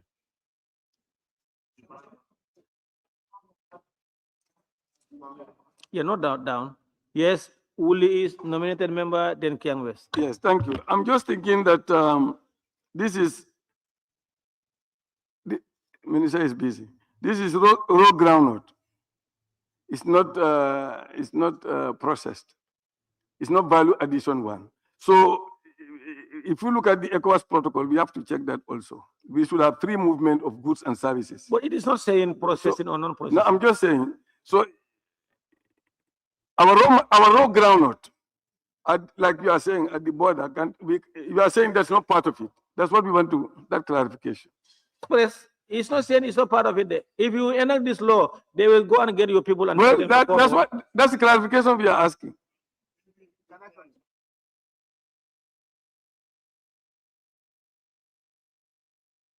No.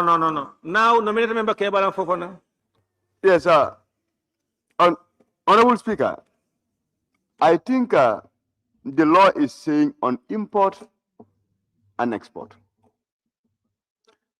Currently, what is the value of investment the Gambia government is doing with regards to groundnut production? And what is the rationale behind that investment? Is to ensure that those groundnuts are sold locally, bought locally, so that eventually we can improve on the aggregates of our exports. For me, even if the law takes care of local farmers who will go across the borders, it should. Because the Senegalese government is not giving them those subsidies. Is the Senegalese government complementing the Gambia government when they are subsidizing the fertilizer? They are not. So I think for once we should also be pragmatic in what we do. We are giving all the incentives to the farmers to ensure that at the end of the day, the groundnut season becomes good. So now, what is our return? You give fertilizer to the farmers. They end up having good yield. You give them good prices, and still you cannot control them to come and sell those groundnut to you. What return are you getting for your investment? Now, So I'm not giving the excuse that the explanation that the minister would give. But for me, I'm saying that I am okay if at all exportation even covers that particular angle of it. you see, Because the state is not doing investments where they don't expect any dividends at the end of the day. So, can I finish? To finish my submission, what I want to say is, I think the punitive measures that have been attached for both the importation and the exportation are good. And my submission is we can keep them as they are and we pass them. we'll allow Thank you. the minister to respond.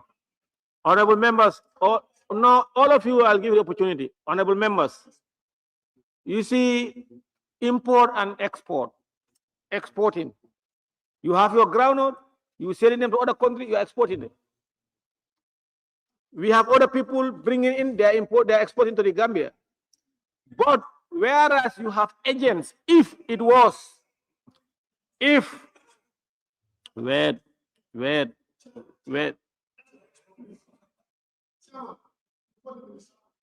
They said if you import or export without a license, that's what they are saying.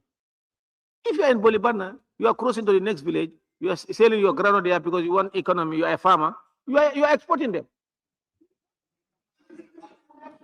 No, you should look at that there.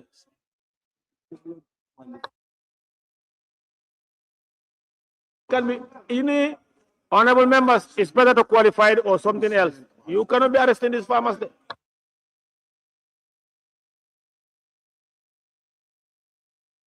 Now let's.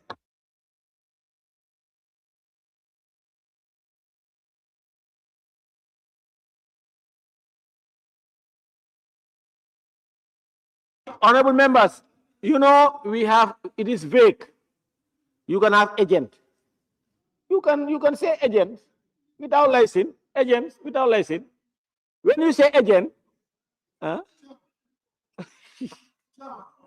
before the minister, you want to come now or you want to listen to them? All right, Chairman. Brikama. Yes, thank you so much. I think, Chairman, we have to look at this proposal very well. There's one thing that we need to understand. There's a lot of investment when you come to groundnut production. On annual basis, you spend nothing less than 500 million only on input subsidy, procurement of fertilizer and certified seeds for the farmers. And it's very unfortunate. Ordinary taxpayers' money is given to the farmers to produce and sell it outside without any protection. I think we need to have a degree of control.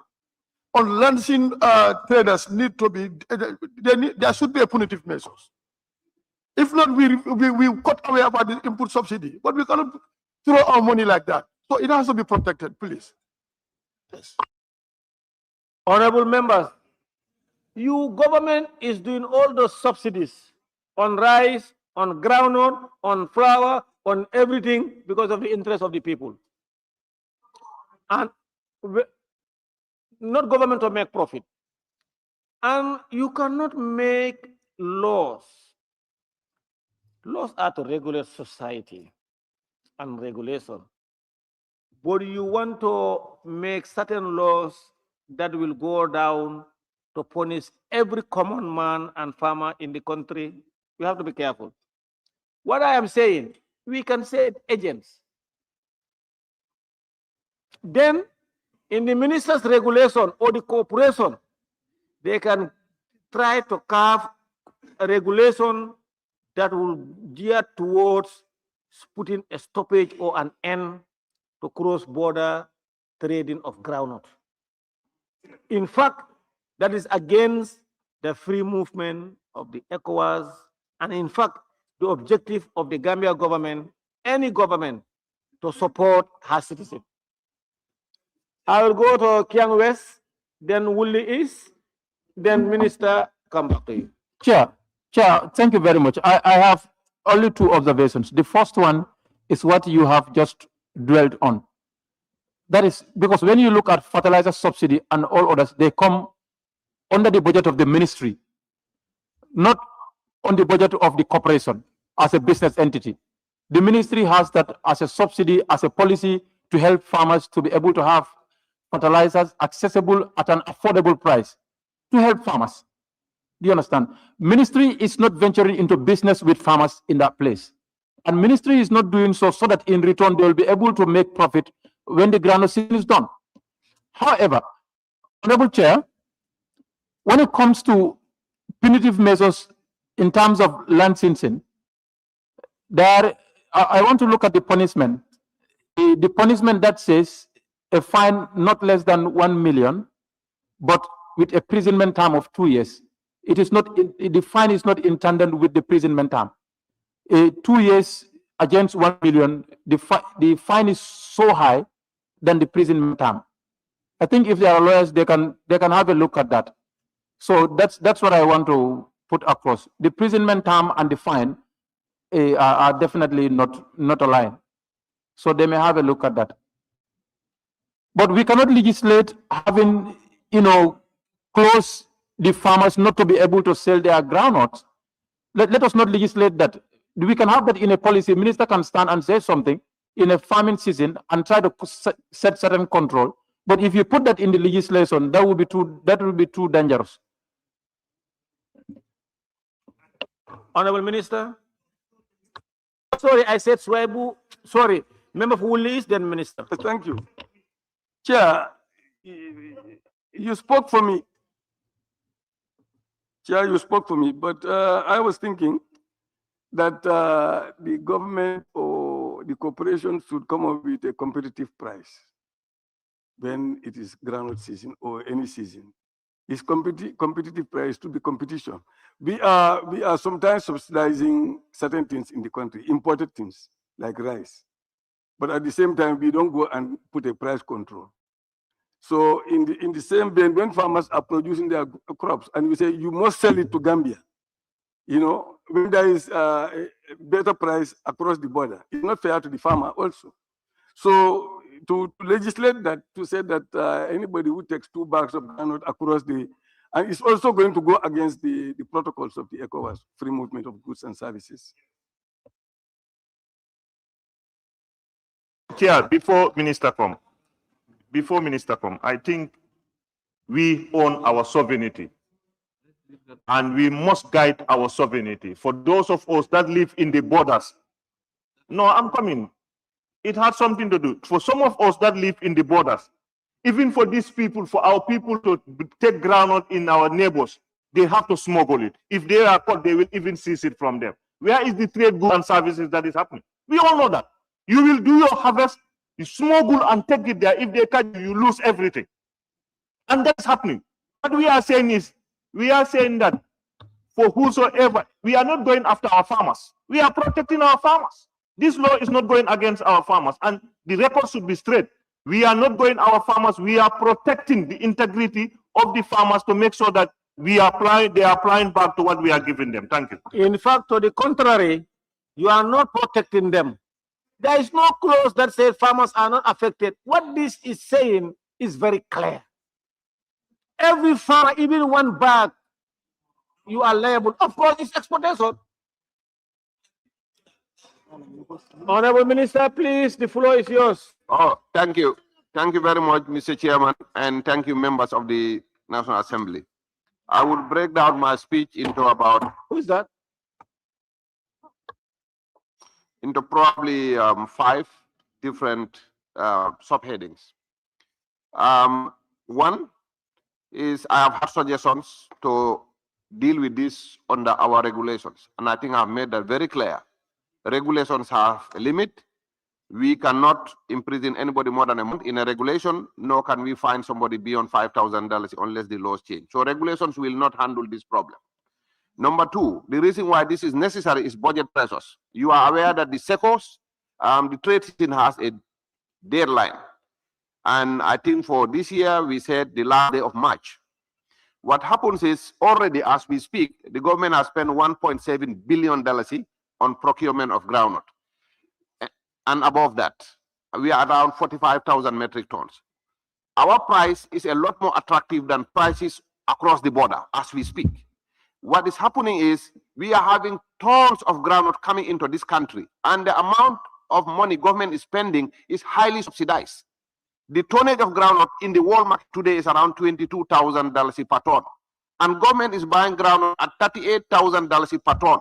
So what we are doing is we are spending billions or millions of dollars subsidizing farmers that are not Gambians, because we are allowing all those groundnuts to bleed into this country because our price is better. And we cannot make our price bad because other actors are coming in. We will be putting our farmers at a disadvantage. So to protect that, we must stop them from bringing their groundnuts. That is the second reason. The third reason... Now, before you go to the second reason, Minister, you said you want to stop them to protect our economy, our money, so that we don't buy from outsiders. Now, if you have this law is enacted, you will have Senegalese from any village entered into the Gambia with their groundnut. They want to sell to our SECOS because they heard that you have a very good marketing. So you just bundle them and arrest them and come and prosecute them? Yes, actually, if the law is the law, they will not be allowed to bring their groundnut to sell in the Gambia.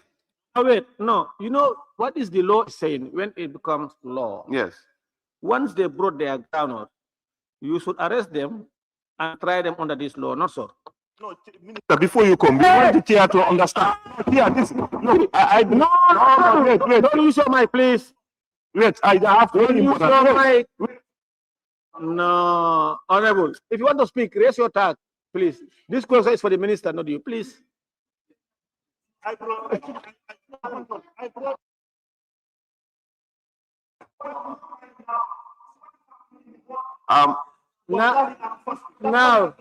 Now. Okay, now, you see, when you bring suggestion, write down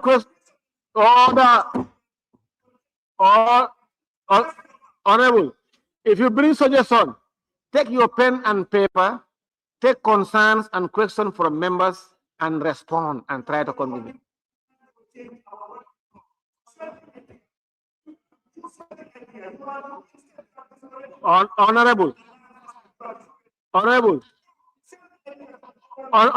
Honorable, can you withdraw that? Okay, withdraw that. Honorable. Continue. Chairperson. Can I continue? So what I'm saying, see, Gibi, sorry, member for Lower Fuladu is responsible of the chair to help and regulate and guide the process. What we are all saying, we are all talking about the interests of our people coming from different angles. My problem is, yeah, wait, let me finish. My concern is ordinary farmer from Nyanija or Fuladu going to the border. Ordinary farmer in Senegal coming into the border, they will just want to sell. Would you arrest them and prosecute them? That's my question to the minister. Yes. Yeah, thank you, Mr. Chairman, for allowing me again. The third reason why we need to protect our groundnut, the government of the Gambia has built a $35 million factory at the GGC. And this factory needs a minimum of 50,000 metric tons for the factory to be viable.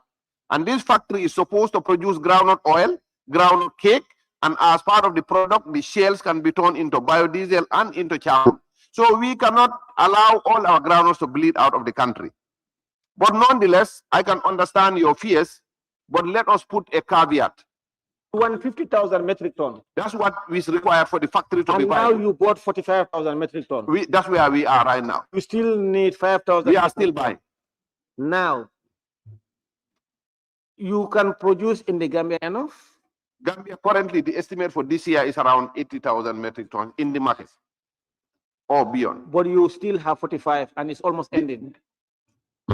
I don't understand what you're asking. The minimum the factory would need is 50,000 metric tons per year.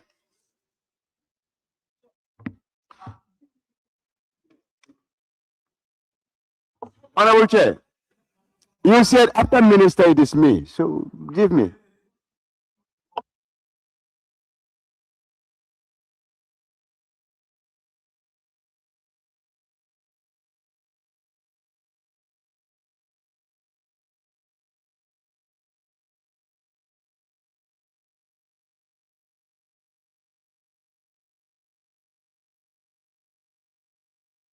Honorable Minister, have you finished?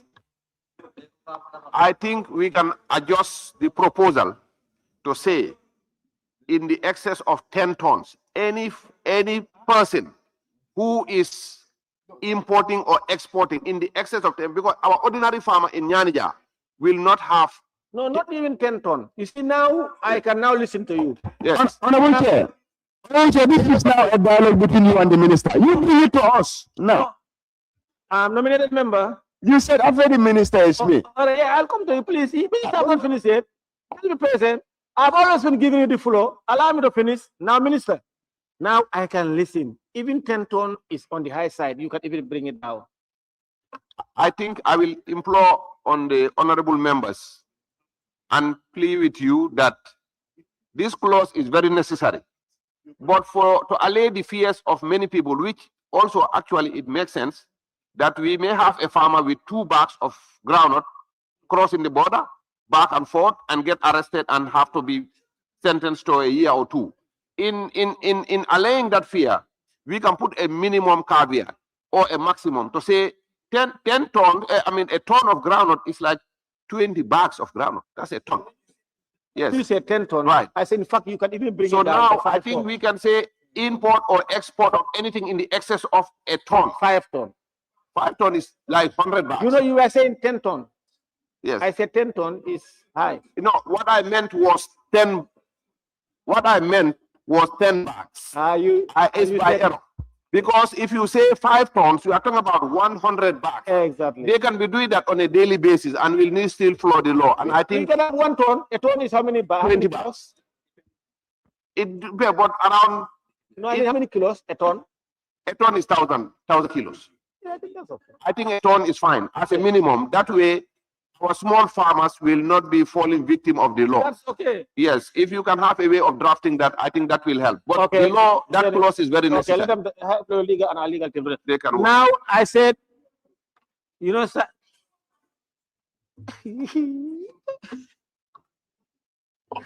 No, the fact.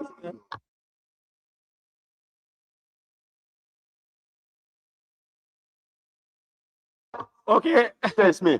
It's here. No. No. Now I'm going to give Sara Meneteng to nominated member. Honorable Chair. Chair. Sara Meneteng nominated member. Chair. Thank you Yeah. for observing, ladies. 10 minutes ago, you said Thank you, Honorable Sorry, I Chair. come to you. No, she's blackmailing me. today. You know what she said? Listen to me. She said she's properly once. Today I'm taking it easy. So when you give me the mic, allow me to That speak. wouldn't be with me. Huh? I said today I'm not taking it easy. That When you wouldn't give be me the with mic, me. allow me to speak. So I insist it was not let it be. Okay, now Let it be so. I'll give it to you. I'll not take it from you. Observe, ladies. Go ahead. Thank you very much, Honorable Chair, and then thank you, nominated member Kebalam Fofana, for giving me that chance. Honorable Chair, having had the submission from the Honorable Minister,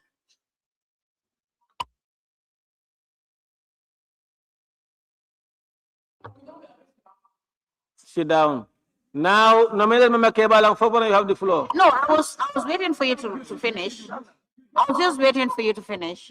You know, next time, don't listen to Kiang West. Hey, No, I'm not listening to him. no, next time don't tell me sit Why down. would I? Kiang West, can you withdraw that? Next time don't tell me sit down. I was just But waiting for Honorable you, Chair, when that's you all. give us floor, we address you. We cannot be addressing you. You're also talking to somebody. It's like- Okay.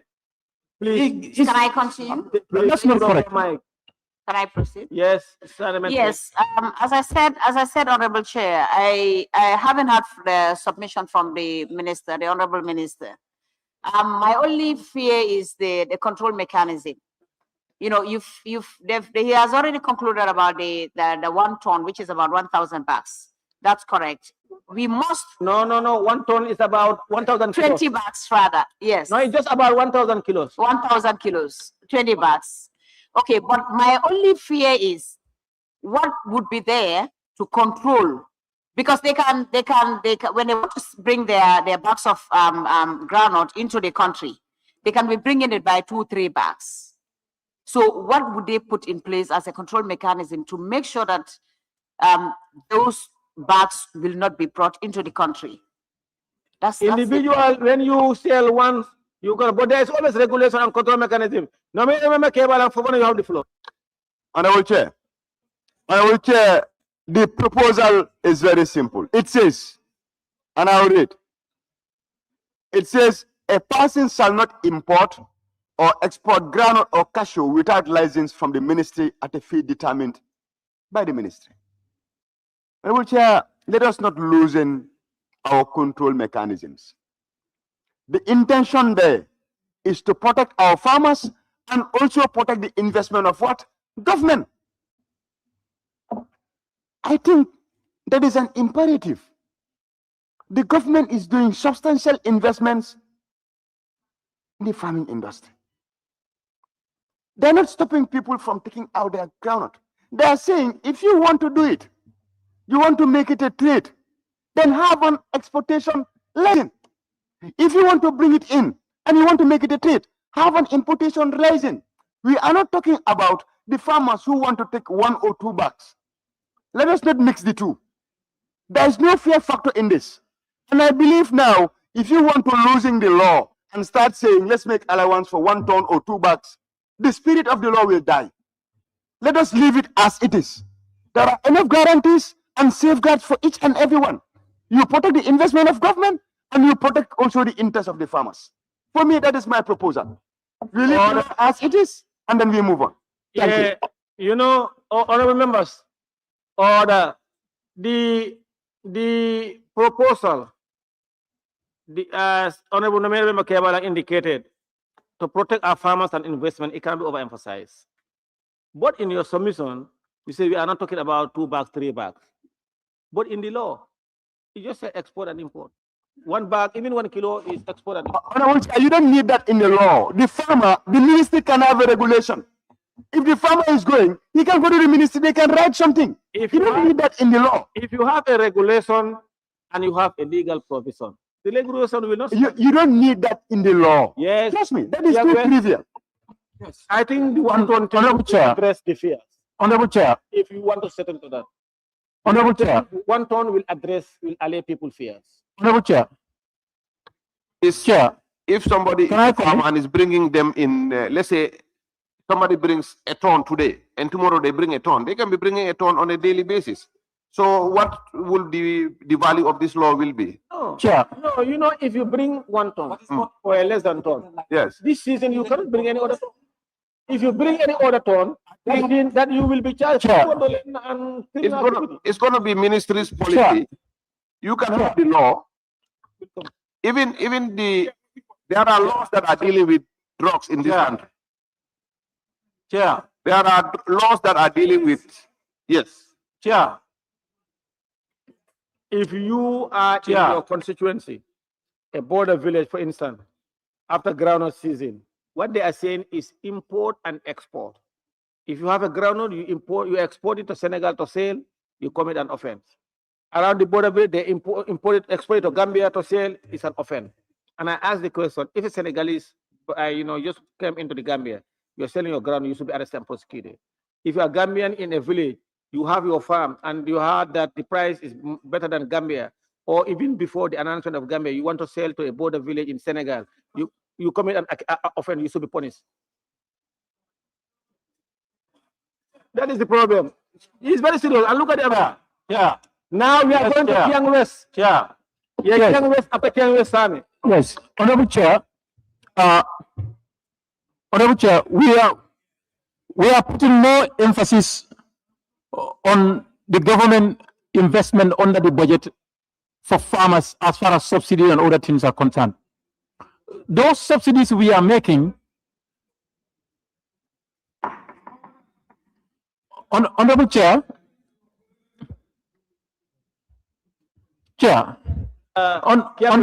Honorable Chair, those subsidies we are making, those subsidies are done for farmers to be able to access those materials at an affordable price. And after the farming season, they can be able to sell their products, pay school fees, pay other bills at their house, not for government to go after those products and go and make money.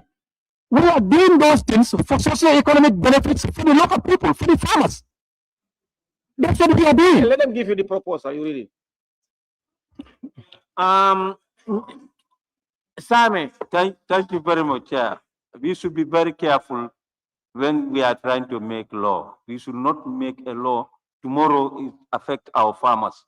And price can go down, it can go up. It varies. So if that law is there and there is no better price for granules, it means our farmers will be in trouble. Now I'll go to Serekunda. Thank you very much, Chair. I think what is written here is apt, is correct. If you want to engage in trade, like importation and What is written where?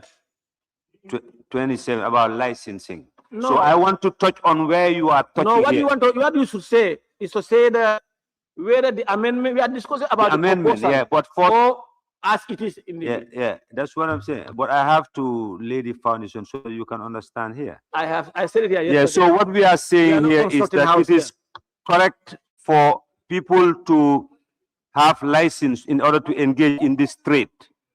But you cannot restrict your people from engaging into import and export trade.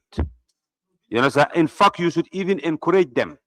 If there are people in this country who are willing to export groundnut, you should encourage them so that you can earn more revenues. Thank you.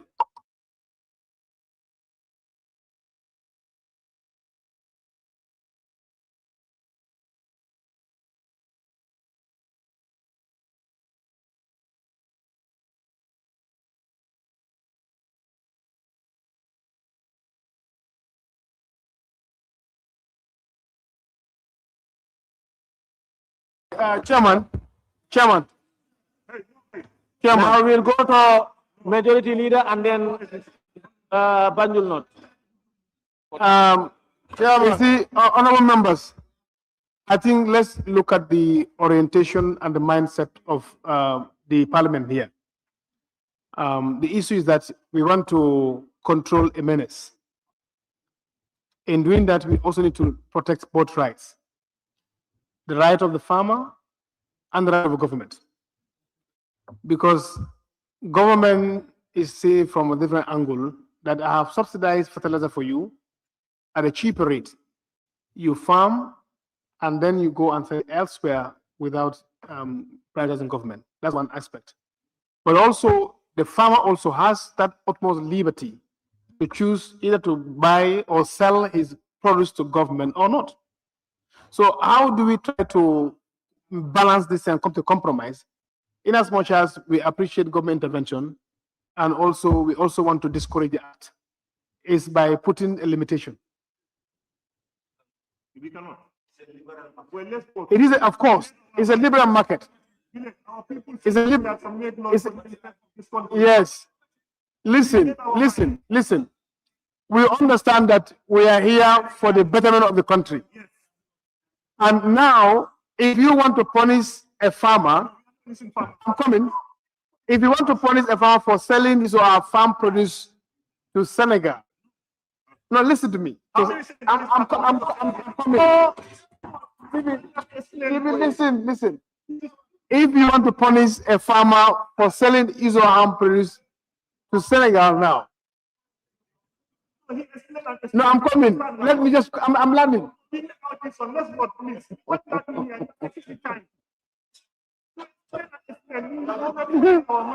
So before taking decision, I want you to, it's like employer and employee. In as much as this reminds me of a clause. This reminds me of a clause, Honorable Ture, this reminds me of a clause in the Women Act. We said we are going to make employment for not to discriminate women who are who shall be at the given birth age, no discrimination. But also we are also saying that you cannot also abuse the breastfeeding period to also lose to the business employer. So now let's try to strike a balance. How best could we also protect the government, and how best can we also protect the farmer? Yes, what the law did. What is the proposal? Now he said anybody who is given a license without a license and you are caught in trading business, you have a problem. And everybody who also transfer the license to a second party, right? Yes. Yes. I don't have a problem Yes. with transferring your license. You Yes. see what is my problem? Yes. The farmer Yes. from your village or this man village who was sell his bag of groundnut to Senegal and want to prosecute that farmer. That is not correct. It's not a good law. It's not a good law. Chair. Please, Chair. Transfer the license, that's not a problem. But the farmer, Chair. Yes. very good. It's not very good. Yes. Chair. Yes, thank you, Chair. Police nominated this. Cantora. Order. Yeah. Cantora.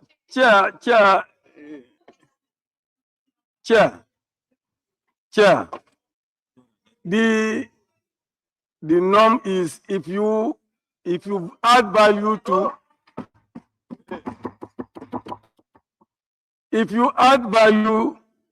a crop, you control the price. You understand?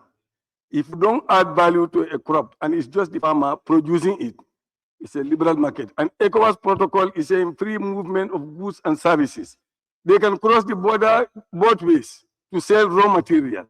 You understand? But if you import, for example, you import sugar from outside and bring it here, you cannot take it to Senegal, and Senegal cannot also bring it here. But if you produce it here and it's a raw material, it is competitive pricing, liberal market. That is our policy. The country is having a liberal market. You understand? We cannot have liberal market for imported goods where people are selling and bargaining the price, but we disallow the farmer from doing the same with his or her own groundnut. And why are you also just mentioned? You said core crops, but in this case you just say cashew nut and groundnut. Why? So we have to protect our farmers. Thank you. We Now, are representing farmers. where is Banjul not? Oh, nominated member Kebalang Fofana. No, I will stand up this time. Honorable Chair, I will stand up this time. You see, Chair,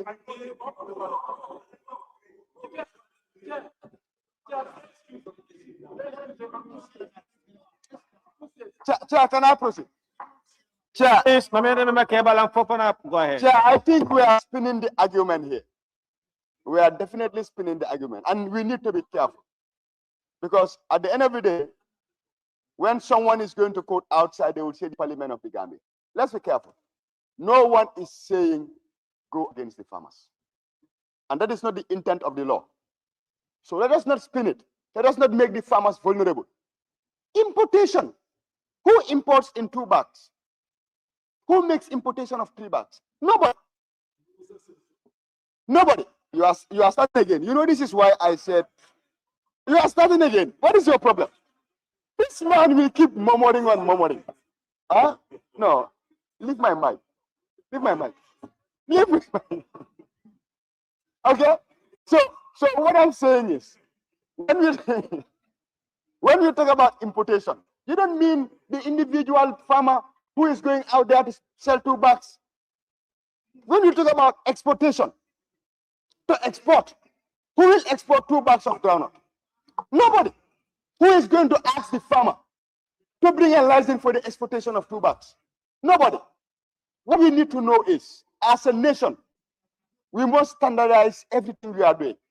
Whether we do it, other countries are doing it.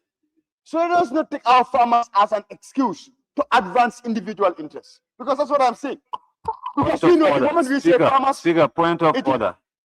There is a point of order from the member for Serekunda. Yeah, that's 17F. While a member is speaking, all other members shall be silent and shall not make unseemly interruption. The member for Fuladu and the majority leader, they are disturbing the assembly. And this is an issue which concerns the poor farmers in areas like Antora. Okay, So honorable you have member. to be very careful and listen. Honorable member, point of order noted and sustained. And another order, the nominated member Kebalang Fofana, aye. You said, let us not advance individual interests, and that's what I'm seeing here.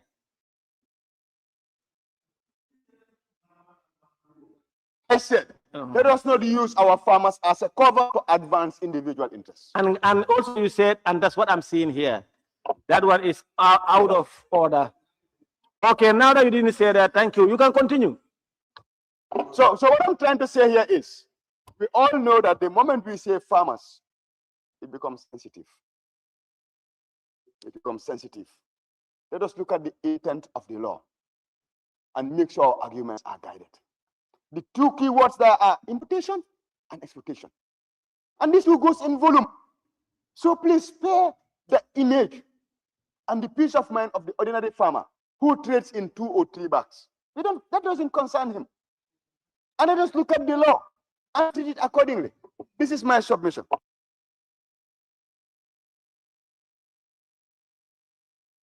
Chairman. Hello. I'll come to order. Honorable members.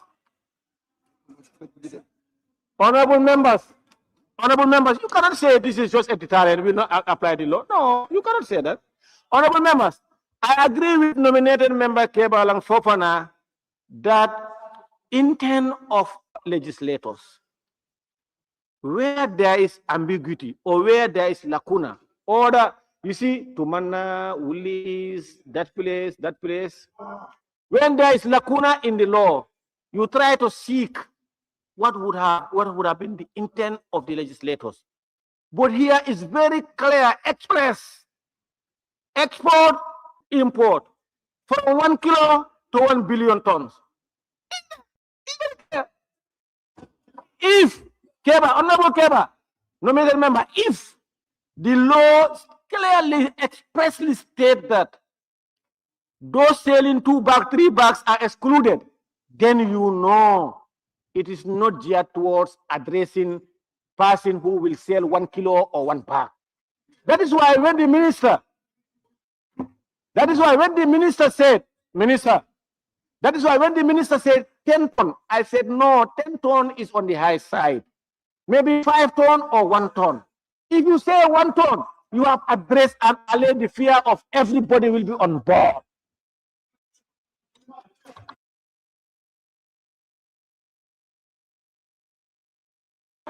Chairman, Mr. Chairman, Chairman, I was try to define the concept. Chairman, because you've given me the floor on export. It's for the bigger business. No, as a minister, the minister said import export. But no, I thought you are trying to agent. Chairman, Agent, no problem. So I asked the minister. yes. Import export meaning that when I have a bag Movement of food within an hour. when I have a bag of rice from my border village, Yes. if I sell it to Senegal, You are exporting. Yes. Chairman, but if it is not for agent, I have no problem. now Chairman, you have already given me the floor. Already given me the floor. Let me not interject like that. Sir, go ahead. Yes, thank you so much. Chairman, I think we have a very sensitive issue here. And we need to understand what we are doing. You see, there is nobody who is trying to underestimate farmers here. They are our own people. And we're doing, that's why government is investing a lot to make sure that they are highly subsidized, not only on fertilizer, but even certified seeds. But one thing we know, we said what we are investing on them. Let us get it. And you have to understand why this corporation is established. It's an SOE, the trading arm of the government. The groundnut procured can be used to produce oil that is going to be entirely consumed. Now, can I help you? No, before you help me, let me learn. You understand where I'm coming from. No, I'm the chair. I can stop. Yeah, you can stop. But allow me to fully learn. No, you can't interject in the middle of my discussion. You just ask me. You have to ask me just to allow it to continue. But you cannot say that. No, what I was saying, I said, allow me to learn before you interject. Okay, learn. Yes, I'm on my feet, please. So what I'm saying, the minister made it very clear, the amount of metric ton they procure, billions have been used to buy. So let's produce and use that money. One, even if we sell it outside, we'll get foreign exchange, and that will help us to prepare the farmers better to produce this groundnut. And if you want to deviate our own farmers, allowing the corporation to buy it from them, which means we are killing them because that is their mandate. We cannot allow the corporation to die like that, please. You see, that is why. See, Chair, that is why we thank government. You say they are investing billions in agriculture, and they are investing more billions in rice because they want us to have access to rice. But that doesn't mean that you cannot buy rice from Senegal or they cannot sell rice from Senegal. Yes, can we? Yes, Honorable Chair, like majority leader said, Honorable Chair, like majority leader, Honorable Chair, let me just, Honorable Chair, what the majority leader said, we can strike a compromise. Majority leader, I'm not giving you my time, I'm just concurring with you. Yes. Honorable Chair, what majority leader said, we can strike a compromise. We can definitely strike a compromise. Minister initially, in fact, agreed with the compromise to say 10 ton. And the chair said, no, 10 ton is too high. Can you please come down? Minister said 1 ton, you said no, go to 5 tons. We can agree to that. Let's agree to 5 tons. No, I didn't say no. I didn't say no. In fact, even if it's the 1 ton, I'm okay. 1 ton is fine. Okay, now let's go to. Okay, now let's go to 2 tons. Let's go to 2 or 3 tons. Yes, majority leader. Okay, let's go to 2 tons. Then 40 tons will be 40.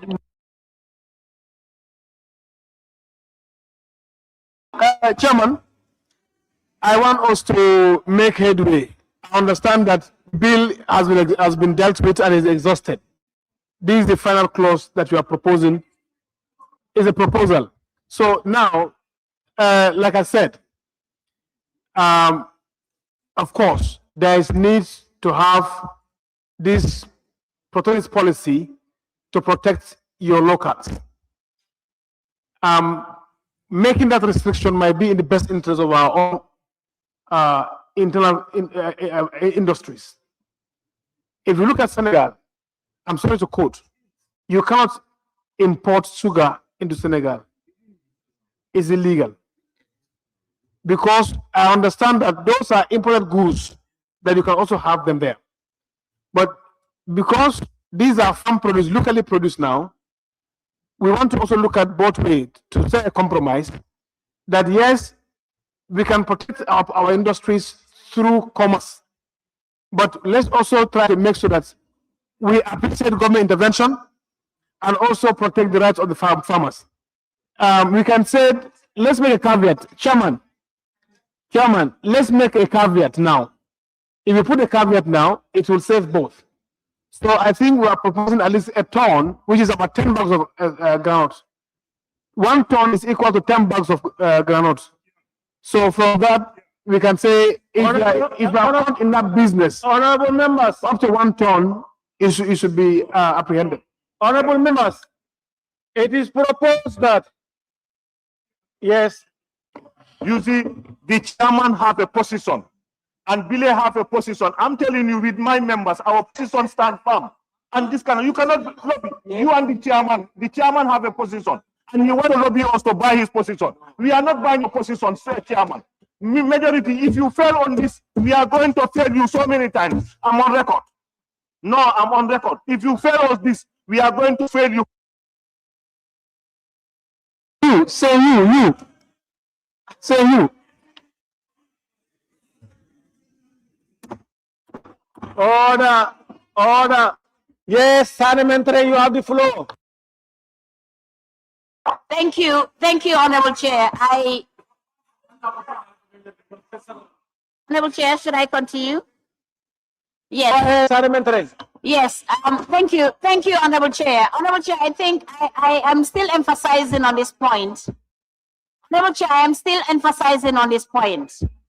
I can have my 2 tons of groundnut, as I said earlier. I can have 2 tons of groundnut. Once there is a law, once there is an existing law that a ton that recharges. Honorable Chair, should I continue? Bungewa. Honorable Chair, are you with me now? Yes, I'm with you. Okay. I said I am still emphasizing on a point that I can have my 2 tons of groundnut, not with the objection that we have a law, to control or to help our farmers. But I can have my 2 tons of groundnut. You have the floor. And once there is a law that try to export, You have the floor. let's say, a ton of groundnut, there will be charges attached to that. Tony Jarrell, you Then have I the can floor. smuggle it for two bags or 5 bags. So, which is still helping our farmers. I think we can revisit this and then see how best we can have a tangible law that can cover, the law. Tony Jarrell, you have the floor. Yeah, thank you very much. Kia, let's talk on the realities. What is happening? Kia. Order.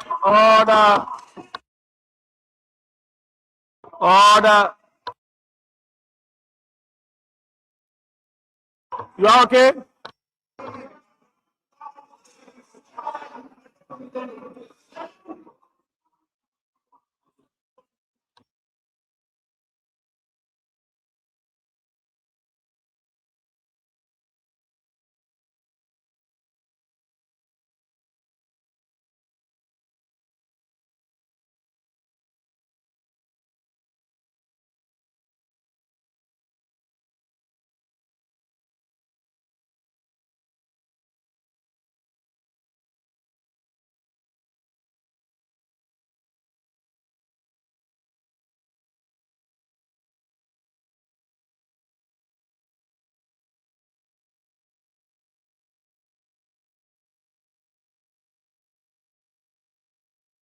Honor, you are right.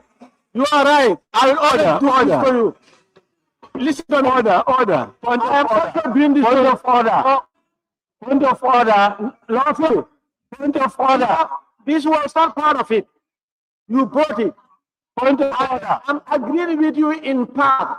I said, Chair, point of order. your point so that we all meet at that convergence.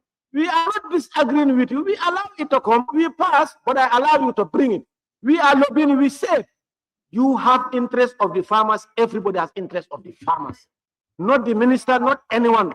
No one can claim having the interest of the farmers more than the other. We are coming from different divergent. Majority Leader, take your seat. The point of order. Majority Leader, Point of order. Point of order. there is a point of order from police. Go ahead. Clause 17F. Point of order. Majority. 17F. 17F. While a member is speaking, all other members shall be silent and shall not make unseemly interruption.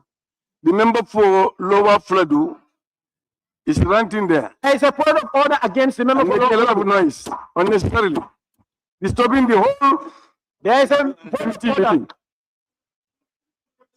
Can he be calm and listen to other people also? Lower Fladu.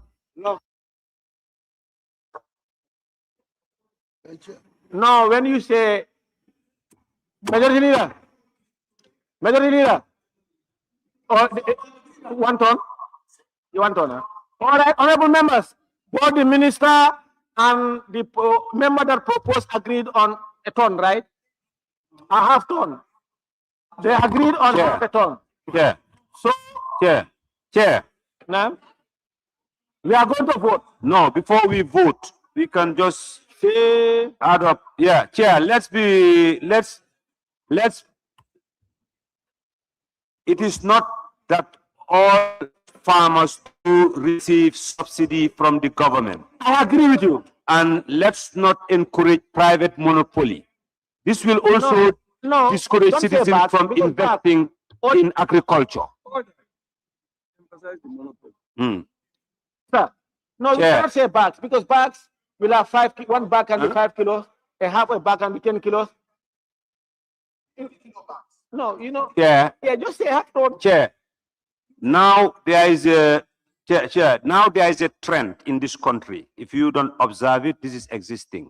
There are so many Gambians today that have invested in agriculture.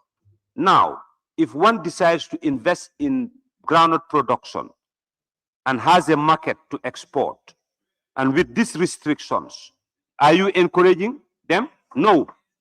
And Honorable this members, will only encourage monopoly. We should accept and allow our farmers to excel Majority Leader, lawful and West, I will send both of you out of this chamber. and encourage the spirit of liberal economy. You will not be here to The only way you can compete as an entity is to offer them good price. Then they have a choice. Yeah, thank you. Honorable members, order, let me address him. Order, let me address him. What he is saying, if you want to invest in groundnut production for large scale, you go and get a license. If you want to engage in large scale in production, in agriculture investment, you have to go and get a license. No, they are not. No. Chairman, there is a headway now. We've agreed have a turn. Now, The proposal is now is have a turn. it is proposed that, where is it? Now, it is proposed that following our resentment on our earlier decision on 27, there is a proposal from the member for Lower Fuladu, and it has a caveat of half a ton. It is proposed that clause 27, as amended, stands part of the bill. Those in favor, please say aye. Those not in favor, please say no. No. The ayes have it.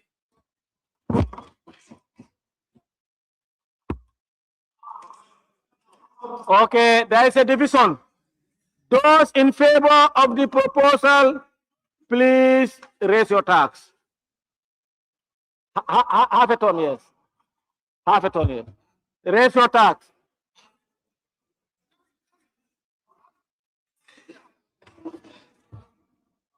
Raise your tax.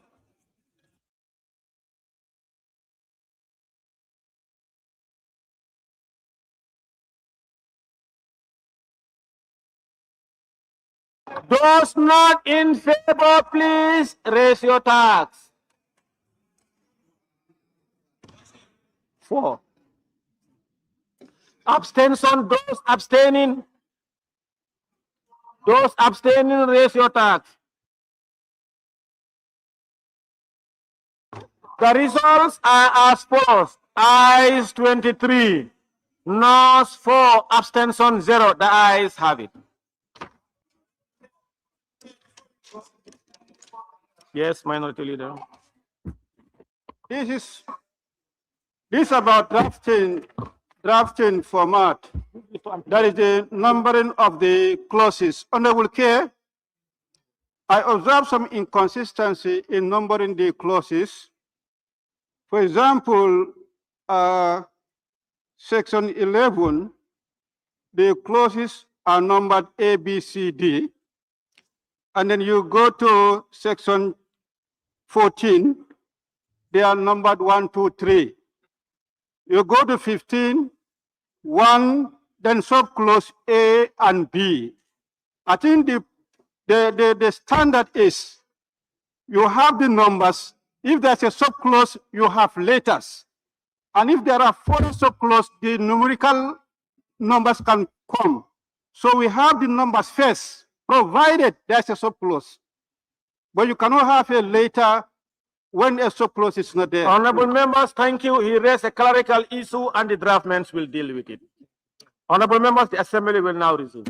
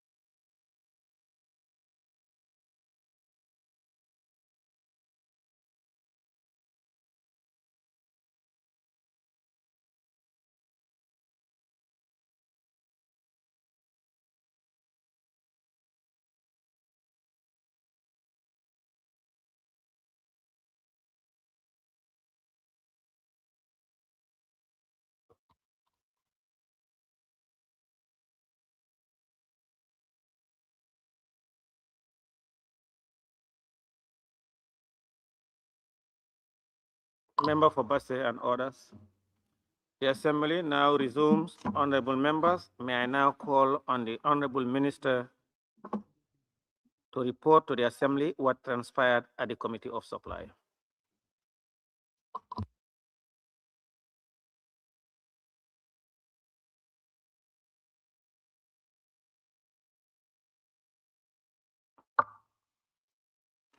Honorable Speaker and honorable members of this August Assembly, I report that the bill entitled the National Food Security Corporation Bill 2025 have gone through the Committee of the Whole Assembly with amendments, and that the report of the Committee of the Whole Assembly on the National Food Security Corporation Bill 2025 be adopted. Thank you.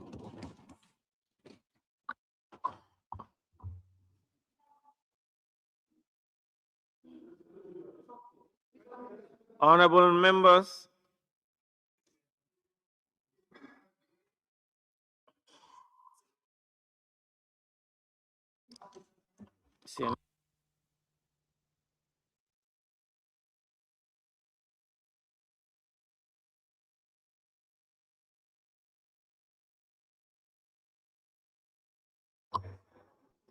order, honorable members, now I'll put the question that the report of the Committee of the Whole Assembly on the National Food Security Corporation Bill 2025 be adopted. Those in favor, please say aye. Those not in favor, please say no. The ayes have it. Honorable members, in accordance with Order 73, Sub 4 of the Standing Orders, the bill is hereby referred to the Assembly Business Committee for scheduling of the third reading. However, Before this date, the Office of the Honorable Minister for Agriculture and Food Security and the Office of the Clerk is hereby urged to comply with Standing Order 73 sub 5 to ensure that the amended version of the bill is printed and circulated to members in advance. On that note, honorable members, I want to thank all of you and thank the Honorable Minister and his technicians. Of course, I can see the Deputy Managing Director of the Corporation and staff for your insightful contribution, and members of Parliament for your participation and your great work and enthusiasm. I can see some members even to that shows how committed you are to national duties. While wishing you successful Ramadan and pray that Allah will accept our fast. Be it resolved that this assembly stand adjourned until Wednesday, 4th March 2026 at 10 a.m. Those in favor, please say aye. Those not in favor, please say no. The ayes have it. The assembly now stand adjourned until Wednesday, 4th March 2026 at 10 a.m. prompt.